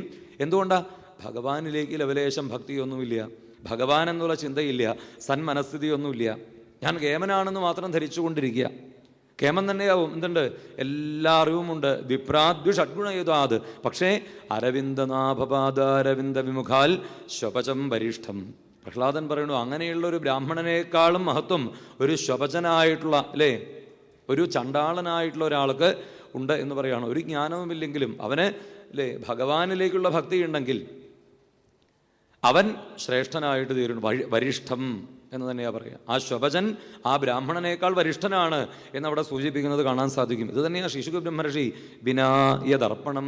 തപസ്വികളായിക്കോട്ടെ, ദാനപരന്മാരായിക്കോട്ടെ, യശസ്വികളായിക്കോട്ടെ, അല്ലേ, ഇതിനൊക്കെ ഉദാഹരണങ്ങൾ ധാരാളം ഭാഗവതത്തിലുണ്ട്. വലിയ ദാനം ചെയ്തതായിട്ടുള്ള നൃഗന് സംഭവിച്ചതായിട്ടുള്ള അവസ്ഥ, അല്ലേ, വലിയ ഗംഭീരന്മാരായിട്ടുള്ള തപസ്സൊക്കെ അനുഷ്ഠിച്ചതായിട്ടുള്ള ആളുകൾക്ക്, ഹിരണ്യകശിപുവൊക്കെ എത്ര വലിയ തപസ്സാനുഷ്ഠിച്ചത്, അല്ലേ, അവസാനം കീറി പൊളിച്ച് കിടക്കേണ്ടതായിട്ടുള്ള അവസ്ഥയിലേക്കാണ് എത്തിച്ചേർന്നത്, അല്ലേ. എത്രയത്തിൽ വലിയ തപസ്സാ ചെയ്തത്, തപസ്സല്ലേ. ബ്രഹ്മാവ് തന്നെ സമ്മതിച്ചു, ഇതുപോലെ ലോകത്തിൽ ഇനി ഒരാൾ തപസ് ചെയ്തില്ല, ഇതുവരെ ഒരാളും തപസ് ചെയ്തിട്ടില്ല എന്നൊക്കെ. അപ്പം അങ്ങനെയുള്ള തപസ് ചെയ്തിട്ട് എന്ത് നേടി? അപ്പം എത്ര തപസ്വികളായാലും, എത്രയെത്ര ദാനങ്ങൾ ചെയ്യുന്നവരോ യശസ്സുള്ളവനോ എന്തുമായിക്കോട്ടെ, വിനാ യദർപ്പണം നാരായണായേത് സമർപ്പയാമി എന്നൊരു ബോധമില്ലെങ്കിൽ, ഭഗവത് പാദാരവിന്ദങ്ങളിലേക്ക് സ്വയം സമർപ്പിതനല്ല എങ്കിൽ, അങ്ങനെയുള്ള ആ ഉപാസന കൊണ്ട് പ്രത്യേകിച്ച് അനുഭവങ്ങളൊന്നും ഉണ്ടാവണില്ല. പക്ഷേ അപ്പം ഇതിൻ്റെ അർത്ഥം എന്താണ്? ഇങ്ങനെയുള്ള ഓരോ അനുഷ്ഠാനങ്ങൾ ചെയ്യുന്നവനും എന്ത് ചെയ്യണം? ഭഗവാനിലേക്ക് അവനവനെ തന്നെ ആത്മസമർപ്പണം ചെയ്യണം. അങ്ങനെയുള്ളവർക്ക്, അല്ലേ, ആ സമർപ്പണത്തെ ചെയ്യുന്നവർക്ക് തന്നെ നൽകി, തന്നെ അനുഭവത്തെ നൽകിക്കൊണ്ട് അനുഗ്രഹിക്കുന്നതായിട്ടുള്ള ആ ഭഗവാൻ ഞാനിതാ നമസ്കരിക്കണു. മാത്രമല്ല, കിരാതഹോണാന്ധ്രപുളിന്ദ പുൽക്കസാഹ ആഭീര കങ്കായവനാഖസാദയ. ഏതേത് നീചകുലത്തിൽ ജനിച്ചവനായിക്കോട്ടെ, ഏതേത് ദുഷ്കർമ്മങ്ങൾ ചെയ്യുന്നവനായിക്കോട്ടെ, മഹാപാതക്യഭേദ സദ്യോ മുച്യന്തി. ഏത് മഹാപാപം ചെയ്തവനായിക്കോട്ടെ, അവനെ പോലും യദുപാശ്രയാശ്രയാ ശുദ്ധ്യന്തി. അങ്ങനെയുള്ളവനെ പോലും ശുദ്ധീകരിക്കുന്നതാണ് എന്ത്? ഭഗവാന്റെ ആ യശസ്, ഭഗവാന്റെ കഥകളും നാമങ്ങളുമൊക്കെ. അപ്പം അങ്ങനെയുള്ള ആ യശസ്സോടു കൂടിയതായിട്ടുള്ള ഭഗവാനെ ഞാനിതാ വീണ്ടും വീണ്ടും നമസ്കരിക്കുന്നു. അതുപോലെ ധർമ്മമയന്മാരായിട്ടുള്ള, അല്ലേ, ജ്ഞാനികളായിട്ടുള്ളവർക്കൊക്കെ ആശ്രയമായിട്ടുള്ള ഭഗവാന്റെ പാദാരവിന്ദങ്ങൾ, ത്രിമൂർത്തികൾ പോലും നിരന്തരമായി കൊണ്ട് ഉപാസിക്കുന്ന ആ ഭഗവാന്റെ പാദാരവിന്ദങ്ങളെ ഞാനിതാ നമസ്കരിക്കുകയാണ് എന്നുള്ളത് അടുത്ത ശ്ലോകത്തിലൂടെ ഗതം വെളീകൈ അജശങ്കരാദിഭി വിതർക്കലിംഗോ ഭഗവാൻ പ്രസീദതാം എന്നൊക്കെ വർണ്ണിച്ച്, ശ്രിയപ്പതിർയജ്ഞപതി പ്രജാപതിർധിയാംബതിർ ലോകപതിർധരാപതി, എല്ലാത്തിനും നാഥനായിട്ടുള്ള ഭഗവാൻ ശ്രിയപ്പതിയാണ്, യജ്ഞപതിയാണ്, പ്രജാപതിയാണ്, ധിയാംബതിയാണ്, ലോകപതിയാണ്, ധരാപതിയാണ്. എല്ലാത്തിനും പതി എന്നുള്ള വാക്കുകൊണ്ട് ഉദ്ദേശിക്കുന്നത് എന്താണ്? അല്ലേ, നാശത്തിൽ നിന്ന്, അല്ലേ, രക്ഷിക്കുന്നവൻ, പതനത്തിൽ നിന്ന് രക്ഷിക്കുന്നവനാണ് പതി എന്നുള്ള ഭാവത്തിൽ. എല്ലാവരെയും ഒരുപോലെ എല്ലാ അവസ്ഥകളിൽ നിന്നും രക്ഷിക്കാൻ ആർക്ക് മാത്രമേ സാധിക്കുള്ളൂ? ഭഗവാന് മാത്രമേ സാധിക്കുള്ളൂ. ഇവിടെ പതി എന്നുള്ളത് ലൗകികമായിട്ടുള്ളൊരു ഭർത്താവ് എന്നുള്ള ഭാവത്തിൽ മാത്രമല്ല, പതി എന്നുള്ളത് ഈ പ്രപഞ്ചത്തിൻ്റെ മുഴുവൻ പതിയായിട്ടുള്ള, എല്ലാത്തിനും നാഥനായിട്ടുള്ള, അല്ലേ, ഗോപികമാരും ഒക്കെ ആശ്രയിക്കുന്നത് ആ പതിയെ തന്നെയാണ്, അല്ലേ. കാത്യായനി മഹാമായേ മഹായോഗിന്യ അധീശ്വരി നന്ദഗോപസുതം ദേവി പതിമേ കുരു എന്ന് പ്രാർത്ഥിക്കുന്നത് ആ പരമാത്മസ്വരൂപനായിട്ടുള്ള ശ്രീകൃഷ്ണസ്വരൂപനായിട്ടുള്ള ഭഗവാനെ തന്നെയാണ്. ആ ഭഗവാനെ എല്ലാത്തിനും പതിയായി, എല്ലാവർക്കും നാഥനായിട്ടുള്ള, ആശ്രയമായിട്ടുള്ള ആ ഭഗവാന്റെ പാദാരവിന്ദങ്ങളെ ഞാനിതാ നമസ്കരിക്കുന്നു. എന്നിൽ പ്രസാദിക്കണമേ എന്നുള്ള ആ പ്രാർത്ഥനയോടുകൂടി എല്ലാ സജ്ജനങ്ങളാലും ഉപാസിക്കപ്പെടുന്നതായിട്ടുള്ള ആ ഭഗവാന്റെ പാദാരവിന്ദങ്ങളെ എൻ്റെ ഹൃദയത്തിൽ കാണാറാവണേ. പ്രചോദിതായേന പുരാ സരസ്വതി. ബ്രഹ്മാവിന് തന്നെ പരമമായിട്ടുള്ള ജ്ഞാനത്തെ ഉപദേശിച്ചു കൊടുത്തുകൊണ്ട് ആ ബ്രഹ്മാവിലൂടെ ഈ ലോകത്തെ തന്നെ അനുഗ്രഹിച്ചതായിട്ടുള്ള ആ ഭഗവാനെ ഞാനിതാ നമസ്കരിക്കണു. ഭൂതയർമഹദ്ഭിര്യയമാപുരോ വിഭു നിർമായശേതേ യദമൂഷു പൂരുഷ ഭുങ്ക്തേ ഗുണാൻ ഷോഡശാത്മക സോലം കൃഷിഷ്ട ഭഗവാൻ വജാംസ്യമേ. അവസാനത്തിൽ ഭൂതയർമഹദ്ഭിര്യയമാപുരോ വിഭു, ഈ സർവചരാചരങ്ങളിലും അന്തര്യാമിയായിക്കൊണ്ട് പുറത്തും അകത്തും ഒരുപോലെ, അല്ലേ, പരമ ചൈതന്യമായിരിക്കുന്നതായിട്ടുള്ള ആ ഭഗവാൻ, യാതൊരു ഭഗവാനാണോ ആ ഭഗവാനിതാ എൻ്റെ ഇന്ദ്രിയങ്ങളെയും, അല്ലേ, എൻ്റെ മനസ്സിനെയും എൻ്റെ ബോധത്തെയും ശുദ്ധീകരിച്ചുകൊണ്ട്, എൻ്റെ വാക്കുകളെ ശുദ്ധീകരിച്ചുകൊണ്ട്, നവരസ സമ്പുഷ്ടമായിട്ടുള്ള വാക്കുകളെ കൊണ്ടും ആ നവരസങ്ങൾക്കും ഉപരിയായിക്കൊണ്ട് ദശമരസം, അല്ലേ, ഭരതമുനിയൊക്കെ നവരസത്തെ പറ്റി പറയണു. എന്നാൽ ആ നവരസത്തിലുപരിയായിക്കൊണ്ട് നവരസങ്ങളും ചേരുന്നതായിട്ടുള്ള പരമപ്രേമ ഭക്തി, അതാണത്രേ അത് ദശമരസം എന്നാണ്. 10ാമത് ഒരു രസമുണ്ട്. ആ 10ാമതുള്ള രസം ഏതാണ്? പരമമായിട്ടുള്ള പ്രേമ ഭക്തി തന്നെ. ആ പ്രേമഭക്തിയെയും എനിക്ക് നൽകി അനുഗ്രഹിക്കണേ എന്നതായിട്ടുള്ള പ്രാർത്ഥന എൻ്റെ നാവുകൾക്ക് അല്ലേ ആ ഭഗവത് കഥകളെ മാധുര്യത്തോടുകൂടി പാടി ആ അമൃതഭാവത്തെ, ഭഗവാനിലിരിക്കുന്നതായിട്ടുള്ള ആ അമൃതപ്രേമഭാവത്തെ കേൾക്കുന്നവരിലേക്ക്, വരാനിരിക്കുന്നതായിട്ടുള്ള തലമുറകളിലേക്ക്, പരീക്ഷത്തിലേക്ക്, ആ പരീക്ഷത്തിലൂടെ ഇനി അനുഗ്രഹിക്കപ്പെടുന്നതായിട്ടുള്ള ഈ ലോകത്തിലേക്ക് മുഴുവൻ ആ അമൃതഭാവം ഉണ്ടാവട്ടെ എന്നുള്ളതായിട്ടുള്ള പ്രാർത്ഥനയോടുകൂടി ശ്രീ ശുകബ്രഹ്മർഷി ഭഗവാനെ നമസ്കരിക്കുന്നതായിട്ട് വർണ്ണിക്കുകയാണ്. പിന്നീട് തൻ്റെ അച്ഛനായി, അച്ഛൻ എന്നുള്ളതിനേക്കാൾ ഉപരിയായിക്കൊണ്ട് തനിക്ക് ഭാഗവതത്തെ ഉപദേശിച്ചതായിട്ടുള്ള സാക്ഷാൽ വേദവ്യാസ മഹർഷി, നമസ്തസ്മൈ ഭഗവതേ വ്യാസായ ആമിത തേജസേ പപുർജ്ഞാനമയം സൗമ്യ എൻ മുഖാംബുരുഹാസവം. യാതൊരു വേദവ്യാസ മഹർഷിയാകുന്ന സാക്ഷാൽ ഭഗവാനിൽ നിന്നാണോ എനിക്ക് ഭാഗവതത്തെ പകർന്ന് ലഭിച്ചിരിക്കുന്നത്, ആ പരമഗുരുനാഥനെ കൂടി നമസ്കരിച്ചുകൊണ്ടാണ് ഇവിടെ ശ്രീ ശുകബ്രഹ്മർഷി ആ ശുകസാരസ്വതം എന്നുള്ള മഹാമന്ത്രത്തെ കൊണ്ട് ഭഗവാനെ വീണ്ടും വീണ്ടും വീണ്ടും നമസ്കരിച്ചുകൊണ്ട് നമ്മളെയും ബോധിപ്പിക്കുകയാണ്. നമുക്കും പ്രാർത്ഥനയായിട്ട് തീരേണ്ടത് ഇതുതന്നെയാണ്. നമ്മുടെ അന്തരംഗത്തിലിരുന്നു കൊണ്ട് ഭഗവത് കഥാശ്രവണവും നമ്മുടെ ഉള്ളിലിരുന്നു കൊണ്ട് നാമ സങ്കീർത്തനാദികളുമൊക്കെ നമ്മളെ പ്രേരിപ്പിച്ചുകൊണ്ട് യാതൊരു ഭഗവാനാണോ ചെയ്തുകൊണ്ടിരിക്കുന്നത്, ആ ഭഗവാനെ തന്നെ ഹൃദയത്തിൽ വേണ്ട പോലെ പ്രേമത്തോടുകൂടി ഉപാസിക്കാൻ, ആ ഭഗവത് പാദാരവിന്ദങ്ങളിലേക്കുള്ള ഭക്തി വേണ്ട പോലെ ഉള്ളിൽ ഉറയ്ക്കാൻ, ഭഗവത് കഥകളെ വീണ്ടും വീണ്ടും പാടാനും കേൾക്കാനുമൊക്കെ ആ ഭഗവാന്റെയും ഈ യജ്ഞവേദിയിലെ പരമമായിട്ടുള്ള ഗുരുനാഥന്മാരായിരിക്കുന്ന ആ സജ്ജനങ്ങളുടെയും അനുഗ്രഹം ഉണ്ടാവണേ എന്നുള്ള പ്രാർത്ഥന വീണ്ടും വീണ്ടും സമർപ്പിച്ചുകൊണ്ട് ഈ ഒരു സന്ധ്യാസമയം ഭഗവത് പാദങ്ങളെ വീണ്ടും വീണ്ടും സ്മരിച്ചുകൊണ്ട് തന്നെ വാക്കുകളെ സമർപ്പിക്കുകയാണ്. പറഞ്ഞതിനേക്കാൾ കുറച്ച് സമയം അധികമായിട്ടുണ്ട്, ക്ഷമാപൂർവം എല്ലാവരെയും നമസ്കരിക്കണം. ഹരേ രാമ ഹരേ രാമ രാമ രാമ ഹരേ ഹരേ, ഹരേ കൃഷ്ണ കൃഷ്ണ കൃഷ്ണ ഹരേ ഹരേ, ഹരേ രാമ രാമ രാമ ഹരേ ഹരേ, ഹരേ കൃഷ്ണ കൃഷ്ണ കൃഷ്ണ ഹരേ ഹരേ, ഹരേ രാമ രാമ രാമ ഹരേ ഹരേ, ഹരേ കൃഷ്ണ കൃഷ്ണ ഹരേ ഹരേ. സർവത്ര ഗോവിന്ദനാമ സങ്കീർത്തനം, ഗോവിന്ദ ഗോ